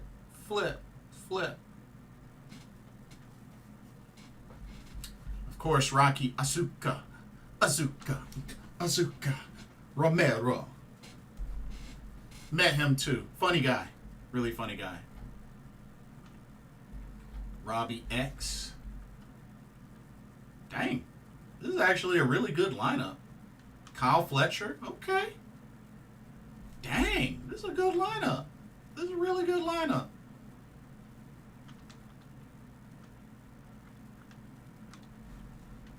Akira. Okay. Claudio Castagnoli. Yeah.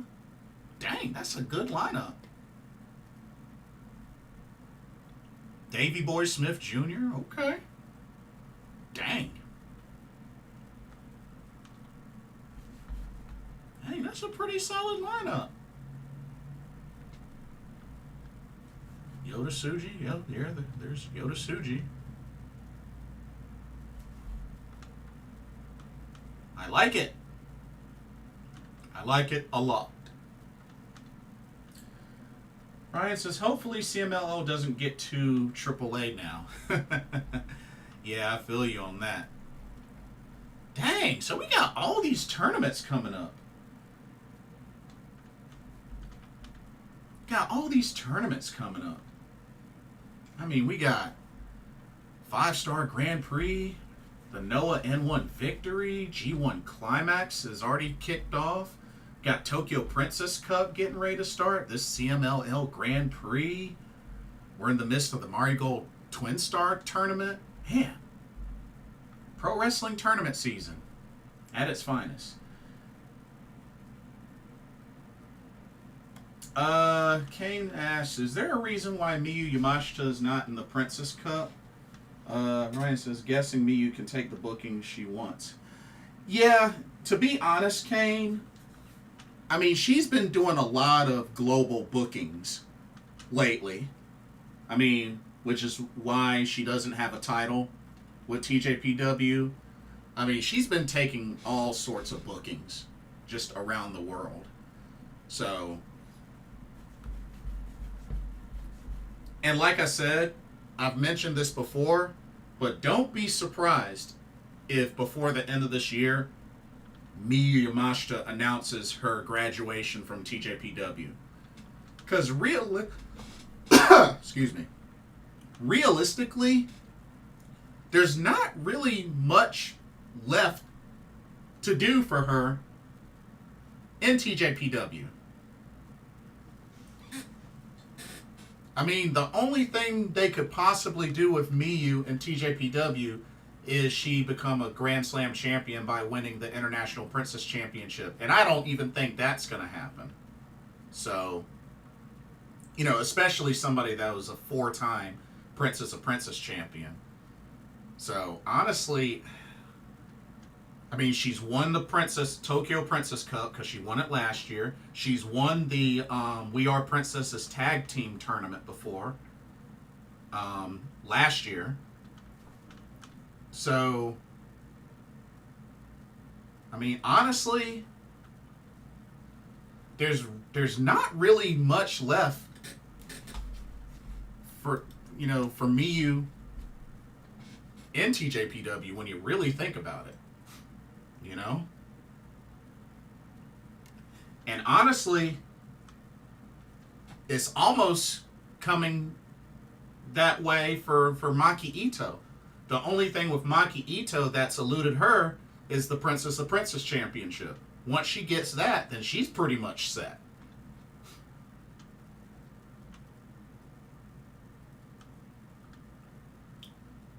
But I got a feeling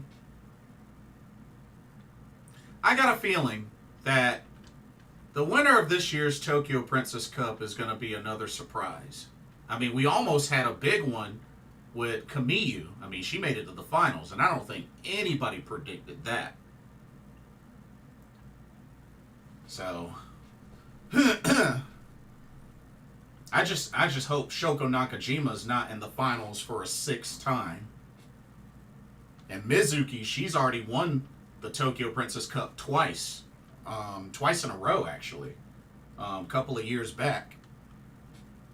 So, I'm really thinking somebody brand spanking new is going to win this year. Ryan says, Miyu should try to get to NXT. I mean, she's trained with Natty before. She's been to an NXT show in the crowd. So it's definitely not impossible. And it's interesting. I felt like she's gotten a taste of quite a bit. I mean, she's gotten a taste in AEW. She's gotten a taste in TNA. She's gotten a taste in, I believe she's gotten a taste in ROH as well.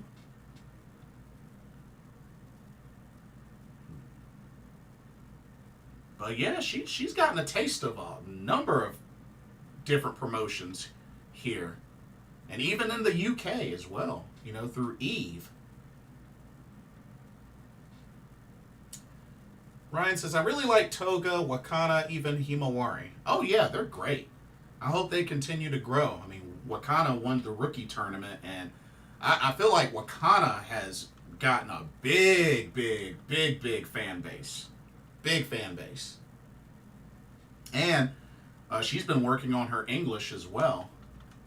I can imagine, I think there's a good chance she makes the Seattle trip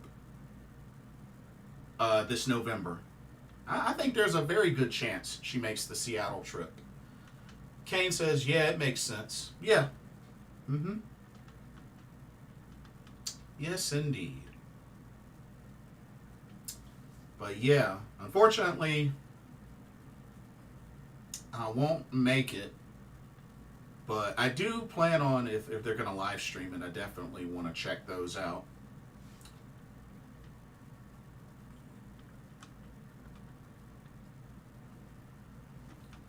But yeah, I'm definitely excited for pro wrestling, especially with what they got coming up as far as shows and tournaments. I mean, tournaments galore. Whew. I'm very anxious. I mean, Marigold, Dream Star Grand Prix, that starts at the end of next month. So that'll be here before you know it. So there's a lot to look forward to, y'all. If it's any time to really be excited to be a pro wrestling fan, this is the time. This is definitely the time. So many flavors represented. And you know what? This is what I don't understand. I mean, look at this. Stardom, Marigold, WWE, Noah, AEW, TJPW, you know, Seriism, ROH, you know, New Japan Pro Wrestling. Like, why the heck is tribalism a thing right now? Like, it's so stupid. We got all these delicious flavors of pro wrestling. Why the heck is tribalism a thing right now? It's incredibly stupid. It's like a million times Dumb and Dumber type of stupid. Like, why is tribalism a thing right now? Us pro wrestling fans, we should be salivating at all of this goodness. We should be chef's kisses everywhere. All this content. But yet, tribalism is rearing its ugly head nonstop. Here, there, everywhere. And it's freaking stupid. It's like it's like one of the dumbest things ever. Like, I don't get it.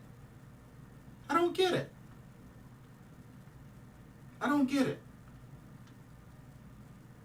Ryan says, Marigold still seems too new and raw for me. It's a lot of content. Yeah, Marigold, it's new, but it's definitely off to a pretty fast start.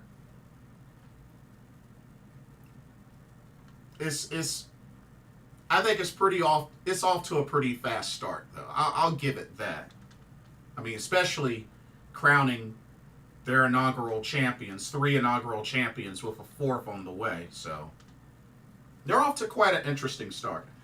Ryan says, I think it's just the mainstream WWE American audience being snotty. And that's the thing. I don't think it's just the WWE audience. Like, I think it's the Western, like the American audience in general, I think is a big part of it. Pains me to say that, but it's just like, me growing up, I only had access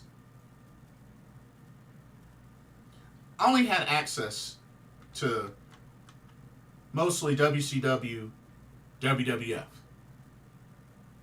And then once YouTube became a thing and once other promotions start to become accessible, oh, I was like, gimme, gimme, gimme. Gimme, gimme, gimme. Ooh, this exists? Ooh, I want some of that. Ooh, that exists? Oh, I want some of that.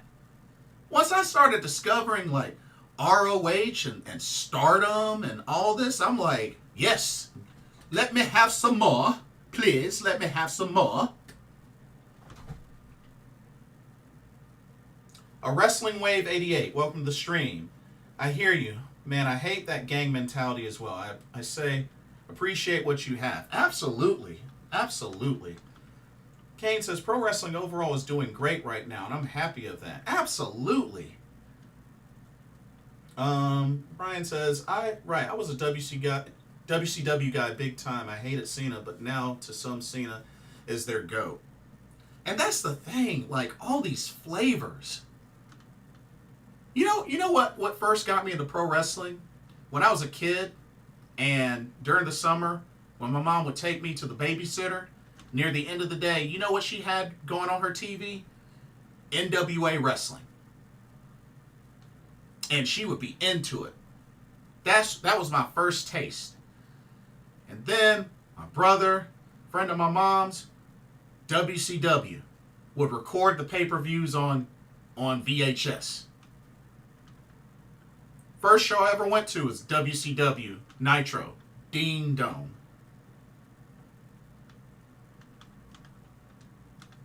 And then, once I got my hands on YouTube, once YouTube became a thing, oh man.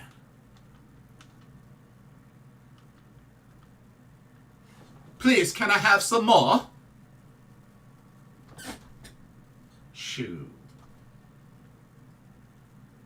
Like, I don't, this tribalism bullcrap, I just don't get it. Like seriously, man. Tribalism needs to die.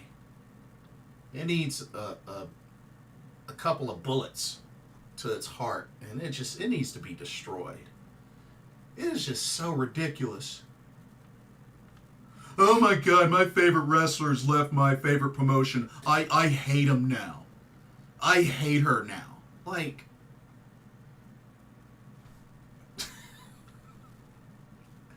so dumb.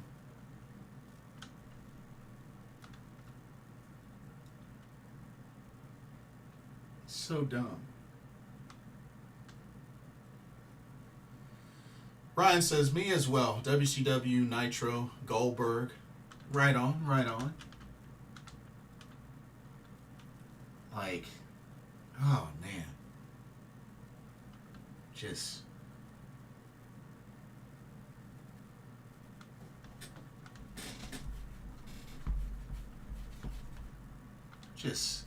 and then like some of the dumb stuff I hear.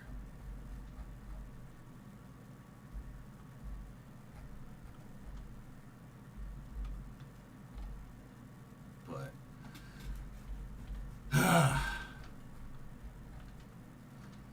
maybe one of these days tribalism will be destroyed. Maybe. I honestly don't think it'll happen, but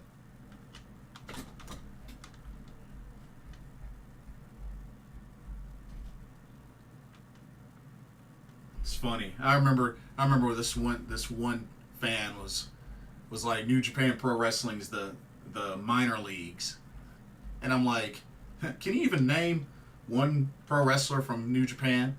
I don't know, some Asian guy, but I don't know. It's just like, so how would you know? It's just really, really dumb. What was your thoughts on Stephanie Vaquer leaving CMLL? Interesting. Very interesting, as a matter of fact. I would have liked for her to have dropped the title to somebody, but, I mean, hey. I mean,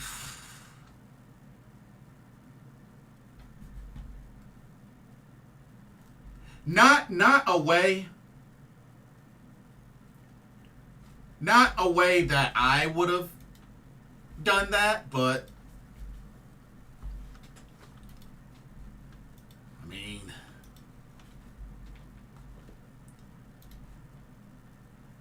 I guess it is what it is. That's all I can say. It is what it is. Or tribalism is dumb. Oh yeah, tribalism is like one of the dumbest things in existence. 1,000,000% dumb. It's crazy. The fact that it exists is just so crazy. All of this content, all this great pro wrestling in existence right now, just, I don't get it. I don't get it. I'm never gonna get it, never gonna get it, never gonna get it, never gonna get it.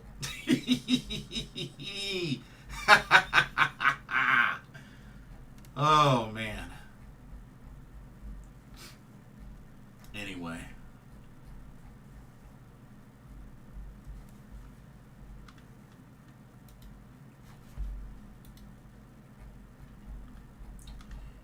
Any of y'all follow Kitsune Pro Wrestling? I'm just curious. Anybody follow Kitsune? Because, oh shoot, it's raining. I hear rain. Oh shoot.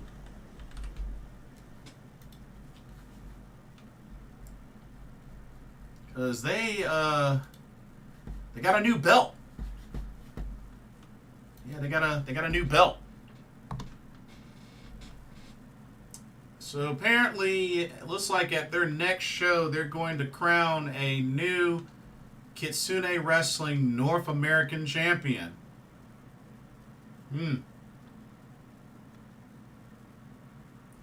Guess it was time for them to get another championship, I guess. Apparently, Yappy helped design it. Yappy from Ice Ribbon. Yeah, apparently word is she helped design it. Not bad. Not bad.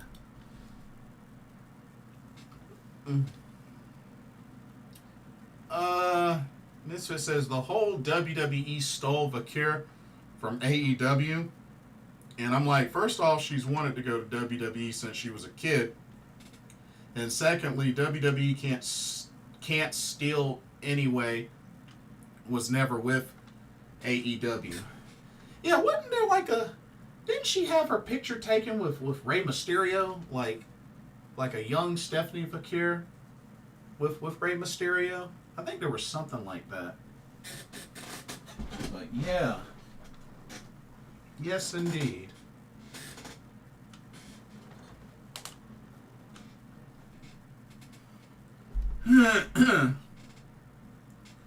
I mean, at the end of the day, it's a business. It's a business.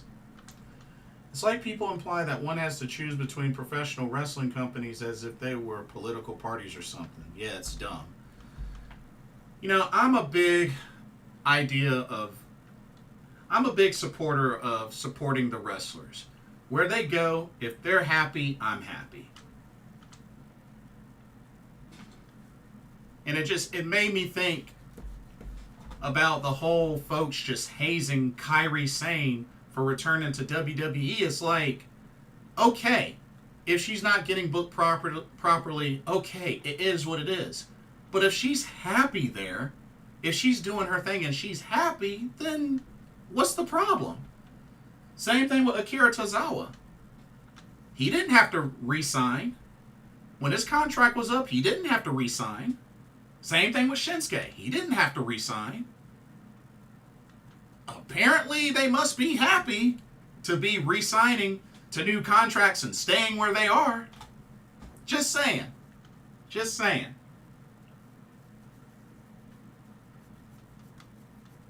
Because at the end of the day, I'm just a fan. And if wherever they want to go, if they're happy there, and they're doing what they're enjoying, then I'm happy. Could they get more spotlight at other places? Sure. There's no denying that. But I care more of their happiness. If they're happy, that's all I care. That's all I care about. Julia was never going to AEW, especially not after the rant Tony Khan had about Rossi. Yeah, he really showed himself with that. Andrade wanted to be closer to Charlotte. Understandable. Kairi is getting with her best friend Io and her mentor Asuka and is having the time of her life. Absolutely. Absolutely. Not to mention, when was the last time we saw a faction in WWE that had 3 Joshis in it? When was the last time that's happened in WWE? I'm just saying. Ryan said, I heard Steph had a domestic issue with her well-known ex in CMLL, so whatever she has to do to better the situation. Hey, she can do what she got to do. That's what she got to do. That's what she got to do. But it was really crazy. It was really crazy just seeing how much hazing Kairi got when she returned to the WWE. It's just like, come on now. And then folks want to act like her second run with Stardom was a great run. No, it wasn't. No, it was not.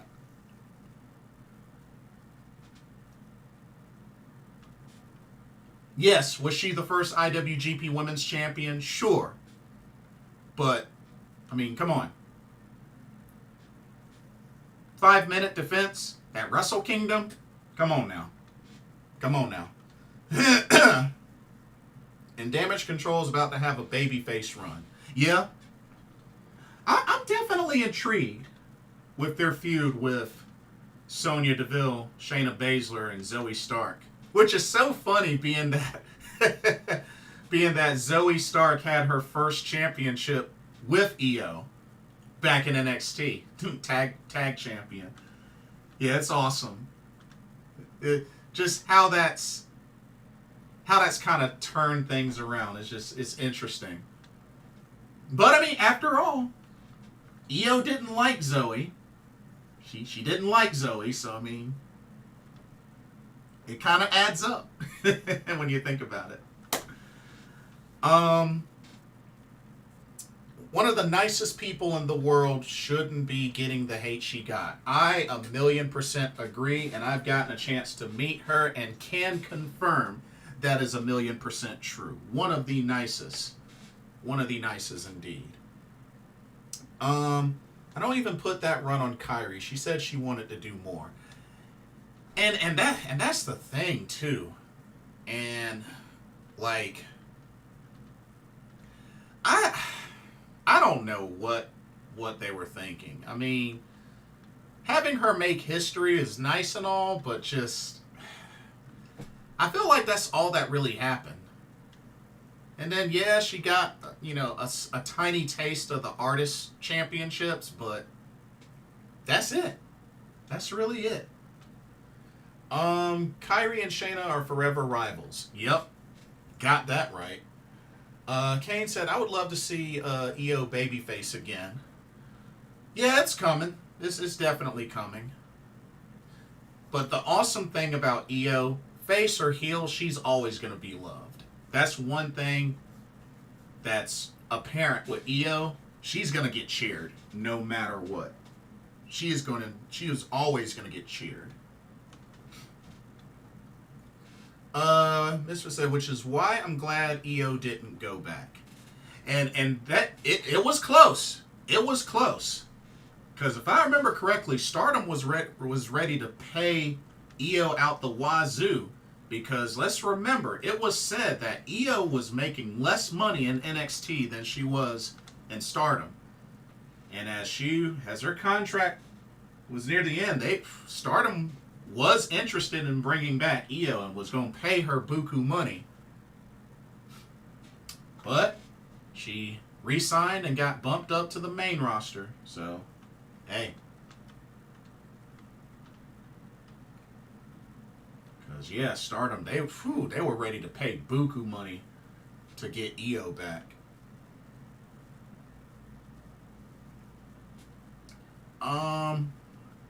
But I still have a feeling.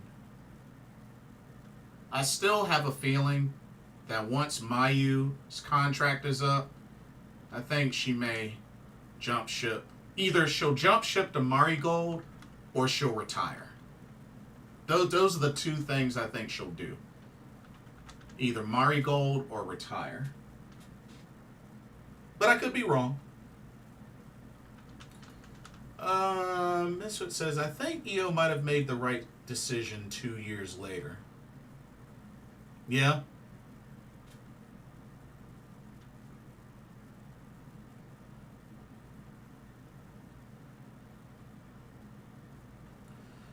Ryan says, that's crazy to think, but I bet they would keep Io Sky in NXT forever. I mean, she had an incredible NXT run. Very incredible NXT run.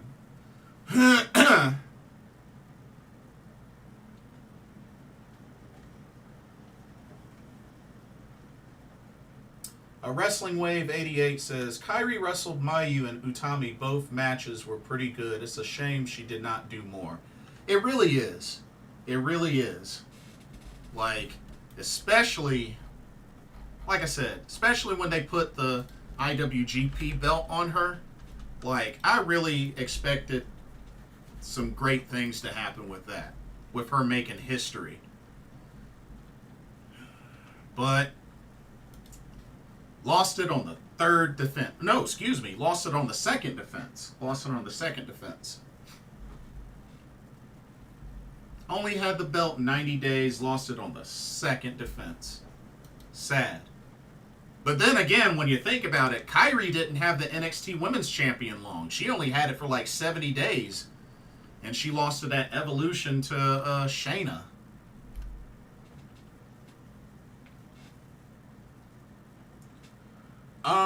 Let's see.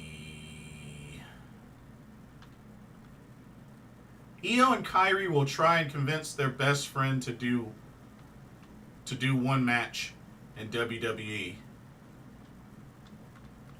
Who try to convince Mayu? I don't know.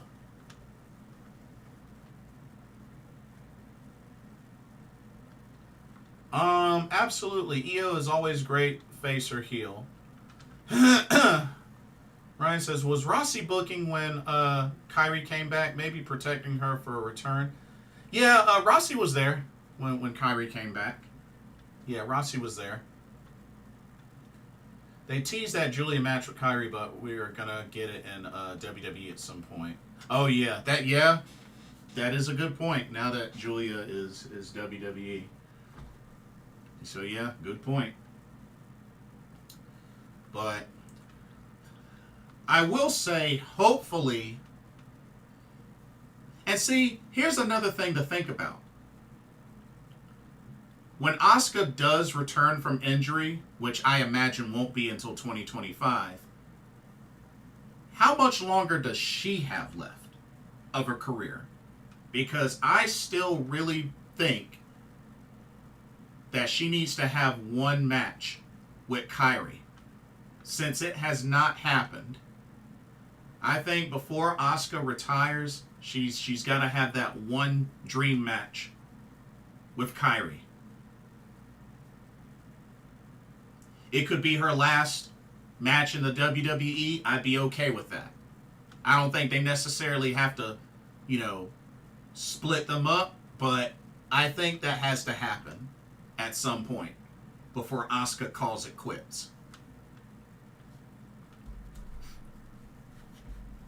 Because, I like I said, I don't know how much longer Asuka really has. And don't get me wrong, I know she's only 42, early 40s still. But,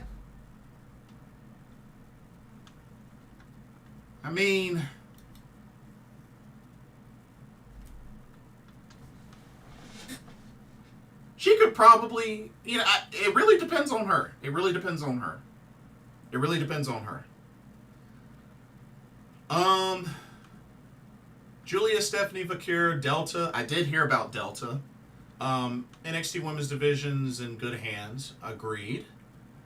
Ryan says Asuka needs to put over Kairi and Io. I could see that, definitely. We already got the dream match with Io, and that's what gives me hope. We got the dream match, Io and Utami. We got that. That's in the books. Awesome. So that's what helps give me hope that we'll get Kairi versus Asuka. That's what gives me hope.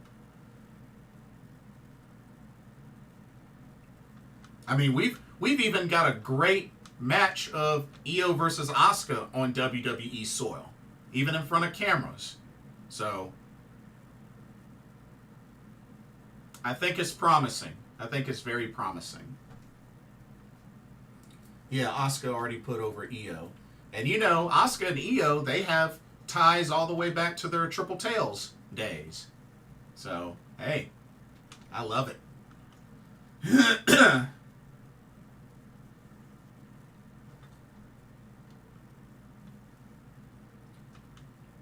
Shoot, I'll even go as far as to say Jordynne Grace wants another match with Big Hash, Chihiro Hashimoto.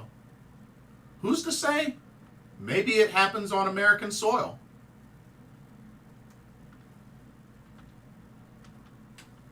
You never know. You never know. I think there's a chance in the future, don't know when, we could have Big Hash versus Jordynne Grace rubber match on American soil. You never know.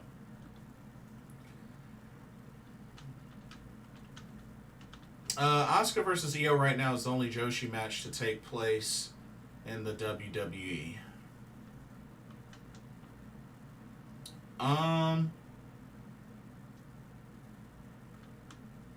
Oh yeah, that is true. Yeah. Mia wants to get that match with Julia before her sister. Oh yeah, they're gonna fight over. I want that match. No, I want that match. No, I want that match. You stay away. I want that match. Ryan says, I was really surprised Big Hash put over Grace. Honestly, I wasn't. Mainly because, first time they met, Big Hash won. So, I wasn't surprised. I honestly wasn't surprised. Yeah, Jordynne Grace has been on a tear. She's been on a tear.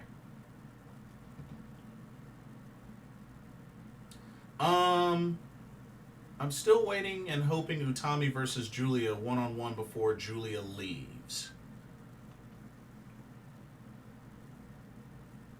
Perhaps. Perhaps. I wouldn't be against it. Might be an NXT that Jordynne Grace match. Yeah, could be. After all, there's still a lot of talk about potentially going into next year, Jordynne Grace maybe signing with WWE. We shall see. She's already got a taste through competing in a Royal Rumble and competing on NXT. So you never know. I think that would be the last Julia match in Mari Gold. It would be a nice final match for her, for sure. I think it would be a nice final match for her. Shawn Michaels is crazy. He might book Julia versus Utami on NXT PLE. Ooh. Ooh. Get a little bit of that Mari Gold talent on NXT soil. Ooh. I don't hate it. Ryan wants a Nagisa and Julia match before she leaves. Oh, okay. Nagisa Nozaki. Nice, nice, nice. A lot of great talent over there in Mari Gold. It's, just like Julia says, it's not Marigold, it's Marigold. Julia, speaking great English lately. Julia has really come a long way with her English. It kind of reminds me of Hikaru Shida. I remember Hikaru Shida, she used to not really speak any English, and now listen to her. Sounds like watching all those Harry Potter movies really paid off, because Shida speaks great English now.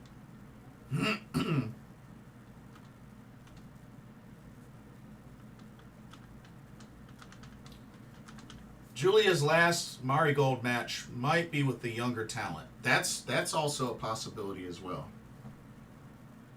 Oh, speaking of which, I have to say, going back to my trip in Philly, meeting Azumi. Now, I know Kyrie is one of the nicest people, but let me tell you, meeting Azumi, Azumi is like a homegirl. She could be your homegirl. Like, Azumi is just that chill. She is that chill. I mean, what pose you want to do? Let's do this pose. You do this pose. Let's do that pose. Like, Azumi is a chill girl. That is a chill girl. Like, Azumi looks like somebody you could have a conversation about anything with. Just casual conversation if she didn't have a long line. But yeah, Azumi's very chill.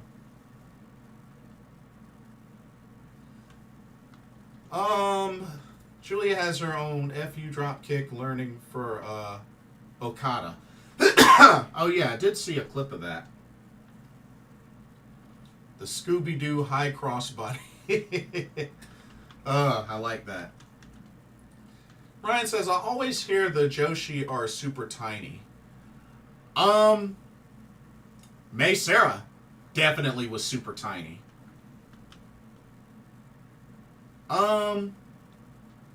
I mean, for the most part, me and Hiroyo Matsumoto, we were about the same size. Me and Hiroyo Matsumoto. I think we were about the same height. Mei Saruga's tiny. She's tiny. Mizuki, Yuka Sakazaki. I have to say probably the biggest one I've met was, you. Have you met Lady C? No, I have not. I hope to someday.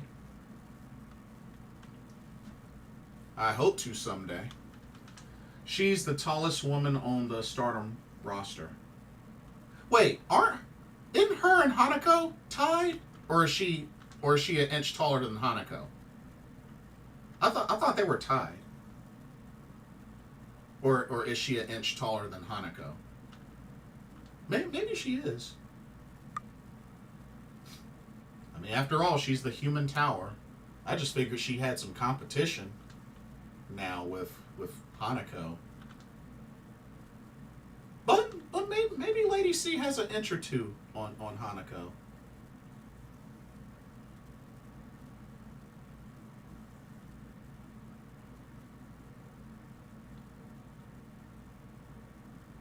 Oh, you was responding to Joshi or Tiny comment. Oh, gotcha.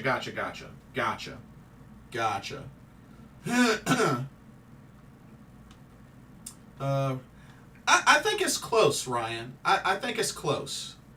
They might be the same. I think one or the other might be an inch taller. Might be. As a matter of fact, let me see what they're listed as.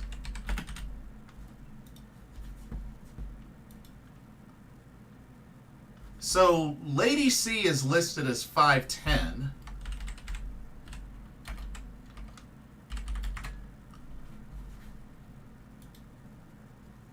Oh yeah, HANAKO, 1 inch taller, 5'11".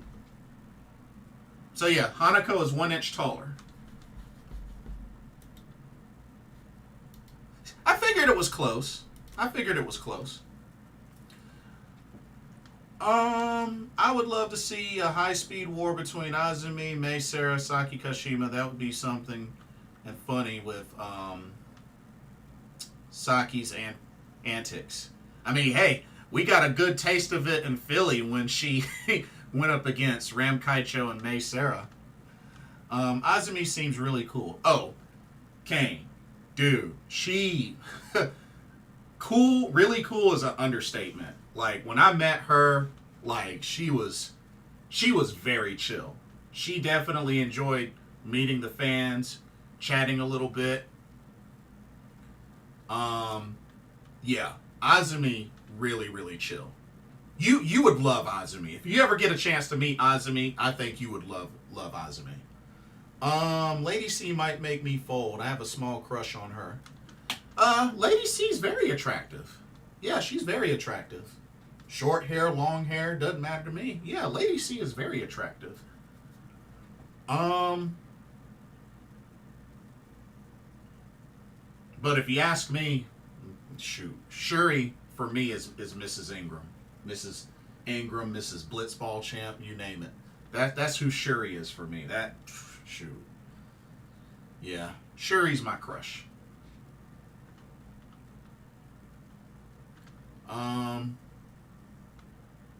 But yeah, I have to say, and like I said, Saya Kamitani, the giggler. The giggler. It might just be that voice of hers. Oh, Lady C's voice? Yeah. Ryan says Shuri is very pretty as well. Yeah, absolutely.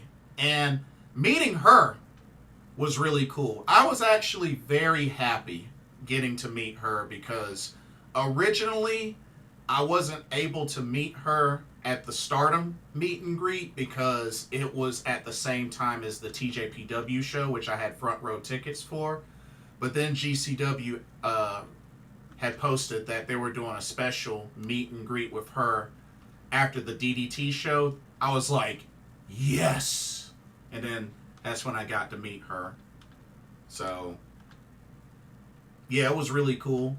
And me and her interacted a number of times that weekend. The Stardom show, because, you know, I had my Shuri fan towel, and she saw that, gave me 5. And then at the GCW show, she hit my towel as she, you know, came over to me. So,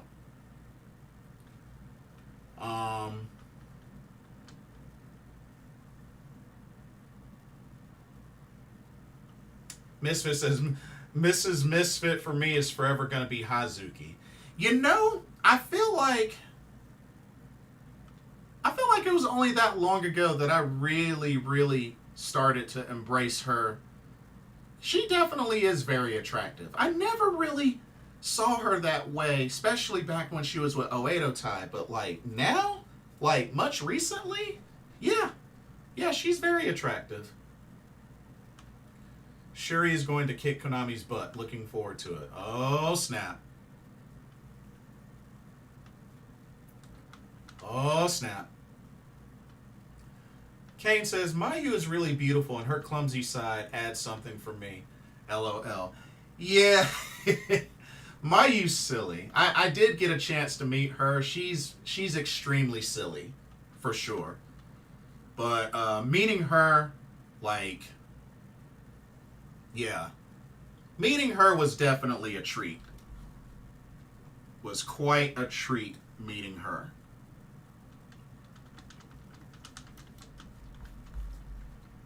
I mean, just yeah, going through those pictures, man, just really blessed. Really blessed.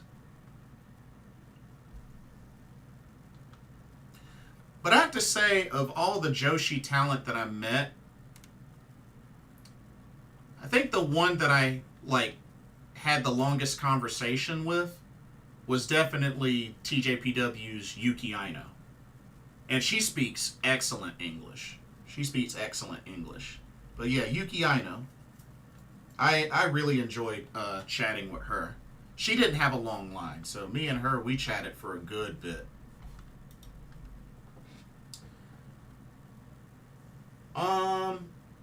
Though if I can't have Hazuki, then Momo Watanabe, the most chillest person I've ever seen in my life. I've heard a lot of good things about Momo Watanabe. And she's a nerd like all of us. I know on the wish list, I definitely want to meet Ami Sore. Like, she's definitely at the top of my wish list. I know it's going to be a long time, but she's at the top of my wish list. I would love to meet Ami Sore. Aoi from Just Tap Out, would love to meet her. Would love to meet Fukuoka Double Crazy, both Hazuki and Koguma. I have a FWC shirt, so yeah. Ryan says, have you met Julia? I haven't. I probably could have while she was in Philly if I had gotten lucky, but nah, haven't met Julia. Kane says, I would love to meet Utami. Yeah, it would have been nice to have gone to that GCW show she was at. Because, you know, I've met a few folks that have met Utami. But, yeah, meeting Utami would be pretty cool. Sari. I would love to meet Sari. I think she would be really cool to meet. I know some folks that have met her. And see, she speaks good English, too.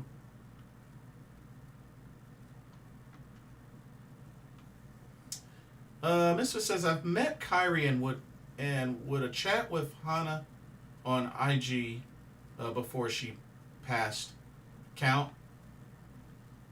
I don't see why not. I don't see why not. Yeah, I don't see why not.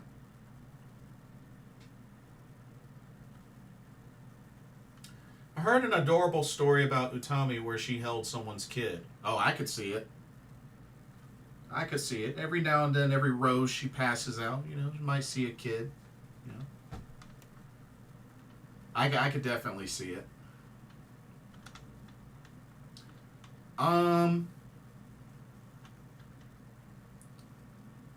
But yeah, I have to say that when it came to the TJPW meet and greet, Palm Harajuku actually had the longest line. Even longer than Maki Ito and Miyu Yamashita. I was kind of surprised. Hana was a sweetheart, at least to me. And that's the thing with Hana. Hana loved her fans. From a lot of the feedback I've heard that she loves her fans. Because, you know, she's, you know, done meet and greets like when she got a chance to come to the U.S., you know, to Stardom and what you call it, ROH. Yeah, I hear she loved her fans. Maika seems really cool too. Yeah, met her as well. She was definitely a favorite. Julia loves the kids. You see it at every Stardom and Marigold show. Yes, indeed. Definitely loves the kids.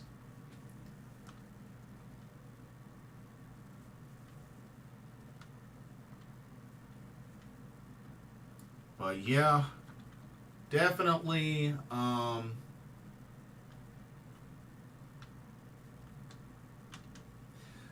Aris Endo from TJPW. I cannot think of a time during that whole meet and greet where she wasn't smiling. She had a smile on her face the whole entire time. Maika is learning English and it's improving, you can tell. Oh, yeah. Oh, absolutely. Absolutely. But, you know, I think looking back at that Philly trip, I think the reception, and like I said, shout out to anybody and everybody that went to those shows. I think they definitely gave the Joshi talent a great reception. I mean, Stardom, TJPW as well. I think from their reactions and expressions, I think they definitely received it well.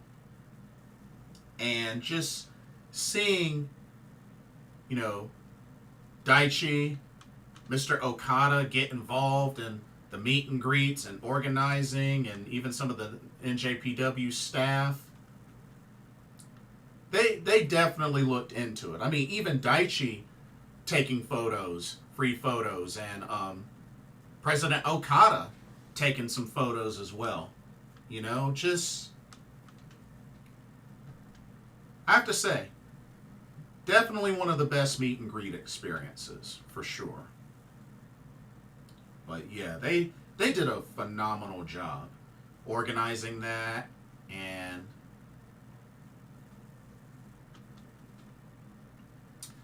Misfit says, I want to meet Captain Ram because everything I've heard, she is nothing like her character. Met her at the end of the Spark show in Philly. She's cool. She's definitely really cool. Speaks pretty decent English as well. But yeah. Ram Kaicho, definitely really cool. Misfit says, I've heard El Desperado is one of the coolest dudes. Oh, I can imagine it. Yeah, I could definitely imagine it. Yeah, he's definitely become quite a fan favorite over the years. Definitely. Yeah, lot of Despy love for sure. A lot of Despy love. I was just really bummed that Nao Kakuta couldn't make the trip to Philly. She was scheduled to, but she was scheduled to make the trip, but she got sick, so it was a bummer because that was gonna be her last trip to the U.S. So yeah. A Wrestling Wave 88 says, I especially hope that Saya Kamitani gets her revenge on Oedo Tai. I felt really bad for her after everything she's been through. I hope she wins that red belt one day. I think she will. I think she will. It's only a matter of time, but I think she will. I definitely think she will. Well, a lot of people think he deserves better, which is understandable. Which is definitely understandable.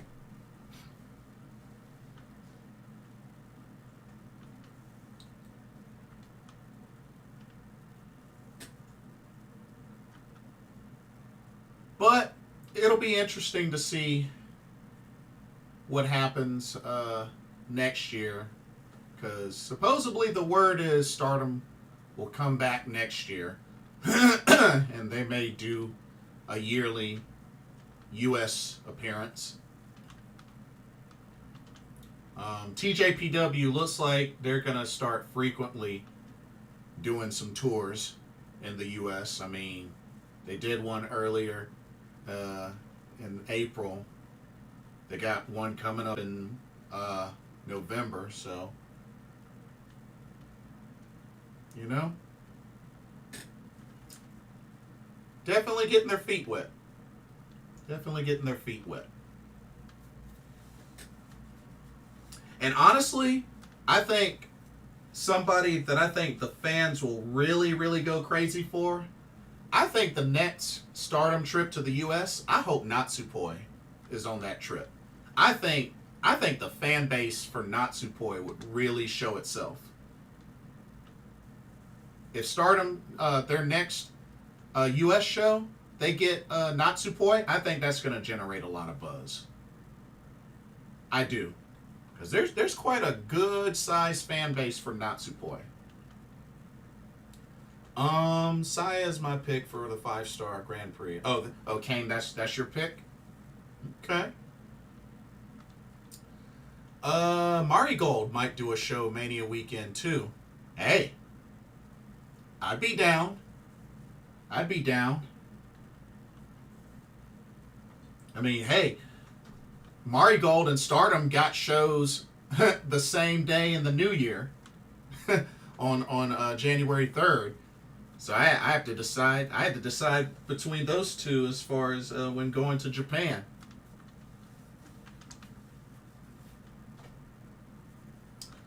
Misfit says Momo comes back to the States as a babyface. That crowd in Las Vegas is going to lose their minds. And that's another one. Momo.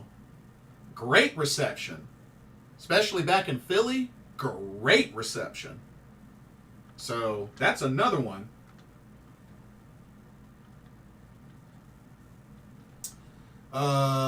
People asked about Suzu last time in the U.S. show.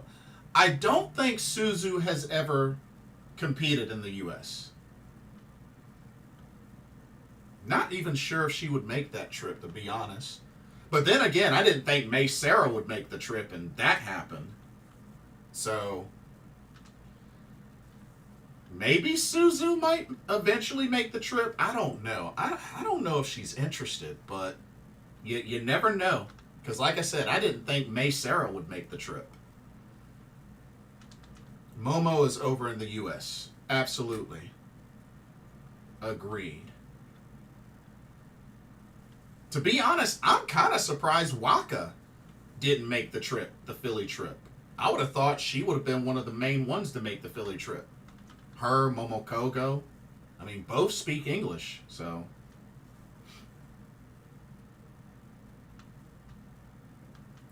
But, overall, I think overall, I enjoyed the talent from Stardom that they had booked in Philly. Because like I said, the only ones that I didn't get to do a meet and greet with were Momo Watanabe and Saki Kashima, but she threw the band in my face and gave me a high five, so I got a souvenir of that. But I'm very pleased. I was very pleased with that turnout.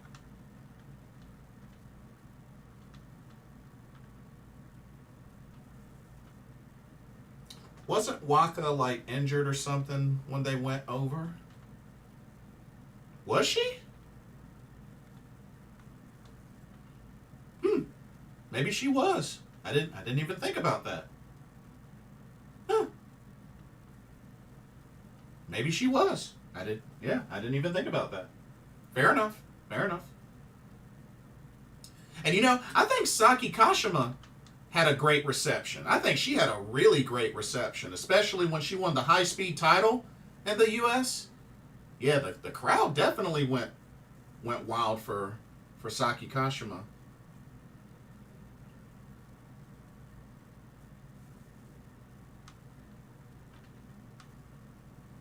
Yeah, most definitely.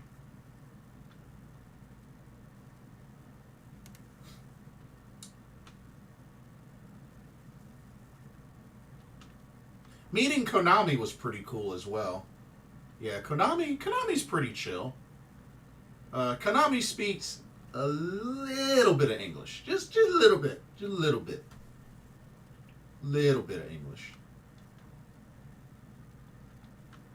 Like, I think Tam Nakano can speak a little more English than Konami, but Konami, just a little bit of English.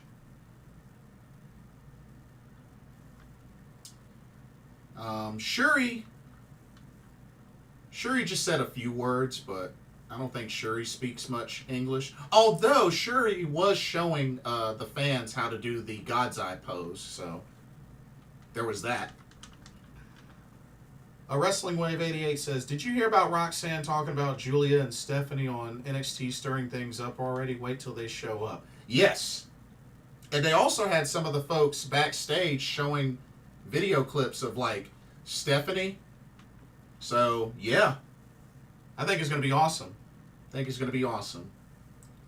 This one says, so far WWE hasn't announced Julia for the WWE Japan Super Shows yet. She said she was going to be there. And it's good to see Meiko Satomura back in the ring as well. Apparently she teamed with Jade Cargill and Bianca Belair, or at least that's what I heard. But yeah.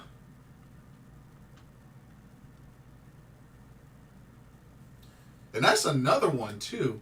We never got our rubber match between Meiko Satomura and Seira. That rubber match never happened. That was supposed to happen, but that never happened. They're 1-1 against each other. Because if I remember correctly, Seira beat Meiko on Sendai Girls. Meiko beat Seira on a Diana show. And they haven't had a one-on-one since. So they specifically had Roxanne said, it's over for me when she gets here. Which is by design.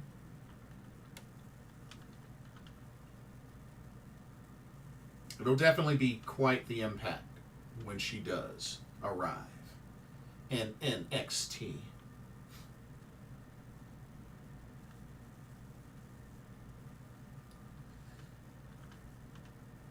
Now, do you think she gets an Asuka-like booking? Asuka-like booking as in she never gets pinned or submitted in an NXT ring? Y'all think she'll get the Asuka booking? Or heck, do you think Stephanie Vaquer could get the Asuka booking? Probably not. Being as how they're really shaping up the women's division, probably not. Which is okay. I mean, you got a lot of talent. I mean, Kalani Jordan, Sol Ruka, Ren Sinclair is really starting to get more looks. So you got a lot.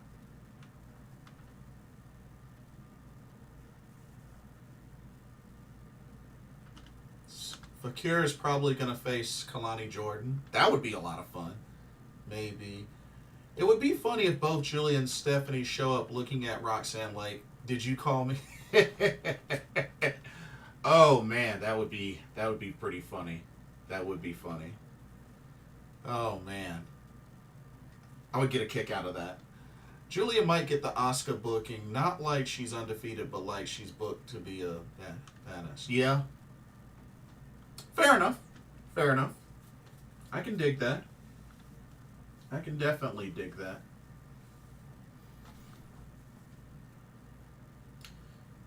But you know what? I was thinking about Shuri, going back to Shuri. I could see her next non-Stardom booking being on Bloodsport. I could see that happening. I mean, we already got a 30-minute time limit draw on GCW, JCW versus the World, her and Masha Slamovich. So who knows?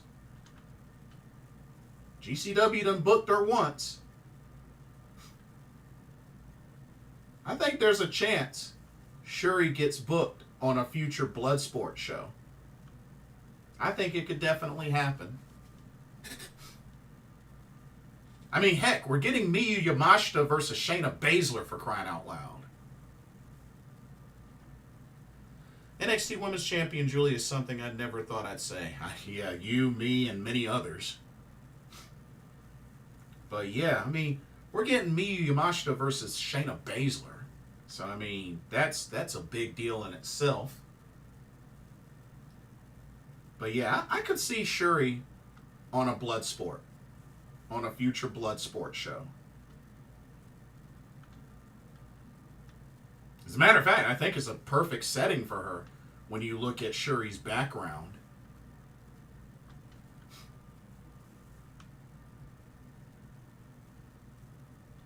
but it's happening. Oh, yeah, NXT Women's Champion Julia. Yeah. Yeah. It's only a matter of time.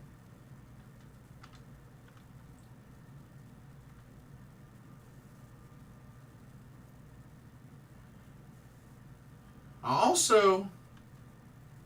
also very curious to see how things turn out going forward post SummerSlam, because we got to remember, Naomichi Marufuji will be a guest at SummerSlam. So I have to see what happens with that.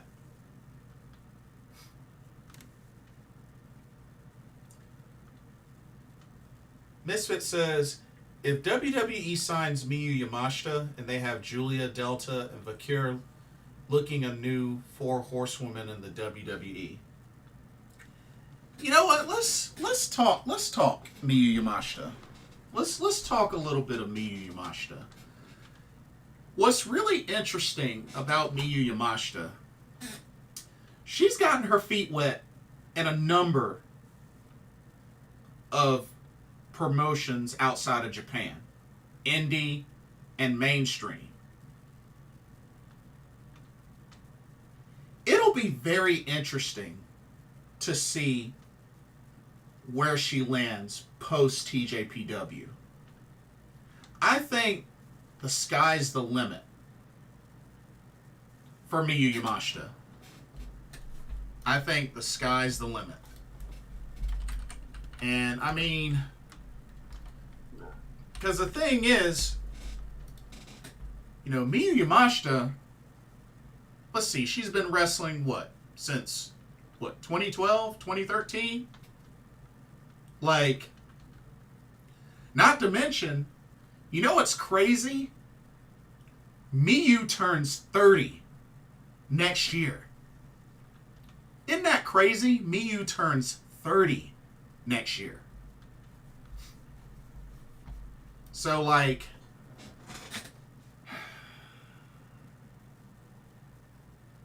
it'll be really interesting to see who lands Miyu. Apparently, Noah sent out a new tweet saying they meant the Japanese commentary for Abima, not at the actual show. Ah. Fair enough. But, I mean, you look at... You know what? Let me pull it up. Because, I mean, Miyu Yamashita, she's been wrestling everywhere. I mean, shoot. Outside of TJPW and DDT, I mean, she's had a little bit of, DDT, GCW, MLW, DPW, Shine, Prestige, Impact. Because she's even had a Knockouts title opportunity against Jordan Grace on Impact. Dreamwave, Eve. She was a former Eve champion. Spark.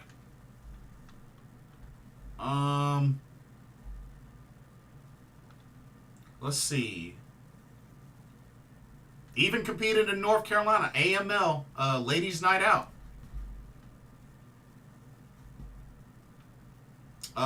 House of Glory. AEW. Because, her and Thunder Rosa. ROH. Like, honestly, it'll be very interesting. It'll be very interesting to see where Miyu lands once she's done with TJPW. Which, like I said, I think she ends up leaving or graduating from TJPW by the end of this year. I really do.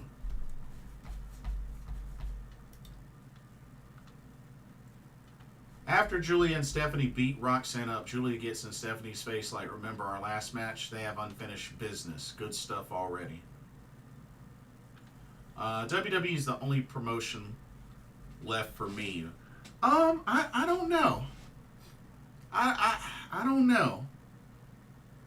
I can't say that with confidence. I can't say that with confidence.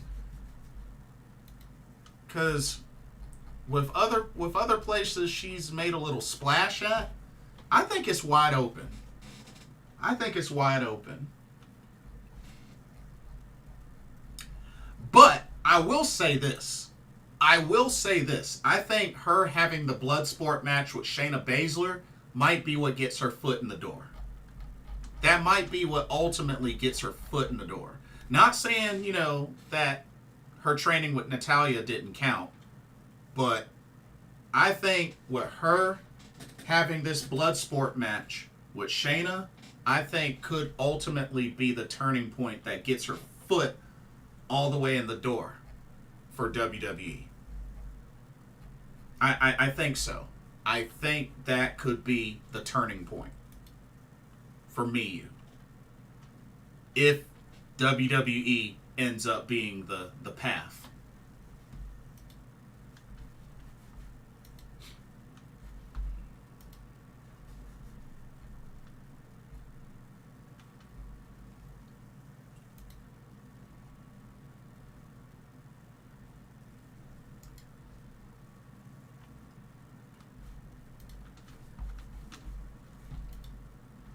Well, we shall see. I mean, personally, I hope she explores her options, but I think she's going to have multiple options, personally. And I think she should. I think she should definitely be given multiple offers. But we shall see.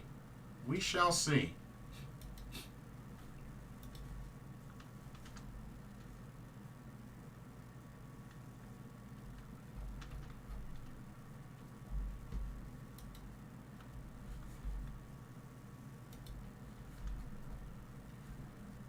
Let's see. Oh yeah, that's right. As of now, it's the 25th of it's the 25th of July, which means now Kakuta is about to have her final match. Oh, sad. Gonna miss now Kakuta. I mean, I already miss free Wi-Fi, which I'm hoping some way, somehow, Hikari Noah will make an appearance, but honestly, I doubt it. I doubt it's going to happen. Would love for it to happen, doubt it's going to happen.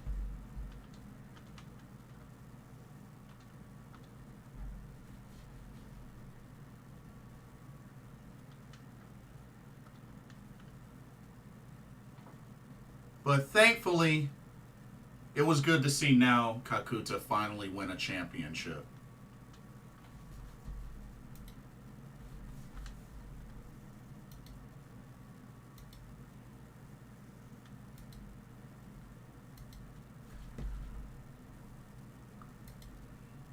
Oh. So, August 18th, there's going to be a special 11th anniversary tag match for Miyu Yamashita and Shoko Nakajima, celebrating their 11th year. Nice. And they'll team up and face Miyu Watanabe and Suzume. That's cool. Hey, that's really cool. Nice, nice.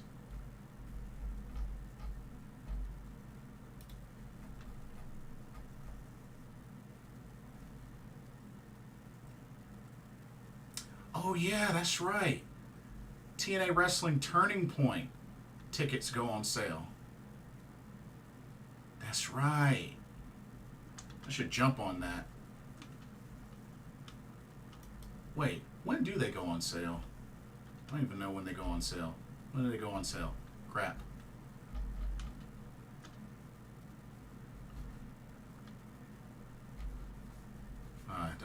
doesn't say. Well, I gotta keep an eye out for that. You know, I don't necessarily need the front row for that, but would be nice. Would be nice. Actually, you know what? Maybe it'll tell me on the site. Let me see if it'll tell me on the site.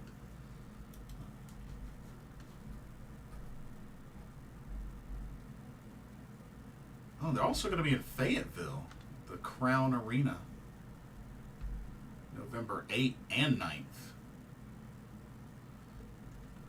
That's Friday and Saturday. Interesting.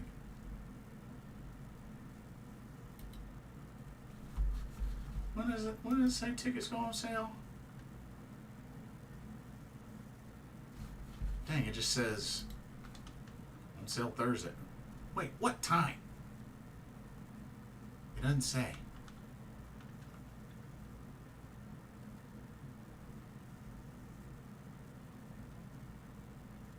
Oh, okay.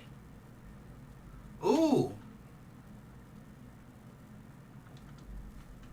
So, TNA in Winston-Salem gonna have apparently on the list Moose, Joe Hendry, Jordan Grace, Matt Jeff Hardy, Nick Nemeth, Mike Santana, Josh Alexander, Brian Myers, Eddie Edwards, Ash by Elegance. Scheduled to wrestle. Oh, the Rascals, nice. ABC, nice. AJ Francis, Eric Young, Frankie Kazarian, Speedball, Mike Bailey, PCO, Steve Macklin, Zaya Brookside. Oh, okay. Oh. So they'll probably get added to the meet and greet lineup at some point. That'd be cool. Be nice to meet ABC and the Rascals. That'd be pretty cool. I've met Speedball. I've met Frankie Kazarian. I've met Zaya Brookside. I've met the Hardys. I've met Eddie Edwards. I've met Josh Alexander. Met Jordan Grace. Ooh, Joe Hendry would be cool. I've met Moose. But yeah, I gotta keep an eye out for that. For sure. Gotta keep an eye out for that. But, alrighty. I think that will do it for tonight. Had a blast. Had a blast chatting with y'all. Good conversations tonight. This was very good. I want to thank y'all for engaging in some great conversations, and for those chiming in on the previews for Stardom, Sapporo, Wonder, and World Rendezvous. Looking forward to those shows. I'll get around to them eventually, but like I said, I'll be at GalaxyCon, so I'll be very occupied. But I'm excited. It's going to be a great weekend. So I will try to also get my preview in for ROH Death Before Dishonor, hopefully before Friday. So we shall see. But anyway, whenever y'all get a chance, don't forget to check out Game Beauty in the description. Don't forget to use that promo code blitzball_champ, all in caps, for 10% off. If you do some shopping, definitely use it. But those that end up catching the archive later, let me know your predictions for Stardom, Sapporo, Wonder Rendezvous, and World Rendezvous. Let me know what your predictions are. Don't forget to like, comment, follow, subscribe, all of the above. Thank you so much for joining me, for watching. Hope y'all enjoyed it. And I will catch y'all in the next video and our live stream for this pro wrestling talk. My name is Blitzball Champ Jason Ingram. God bless. Love y'all. See y'all soon. Peace.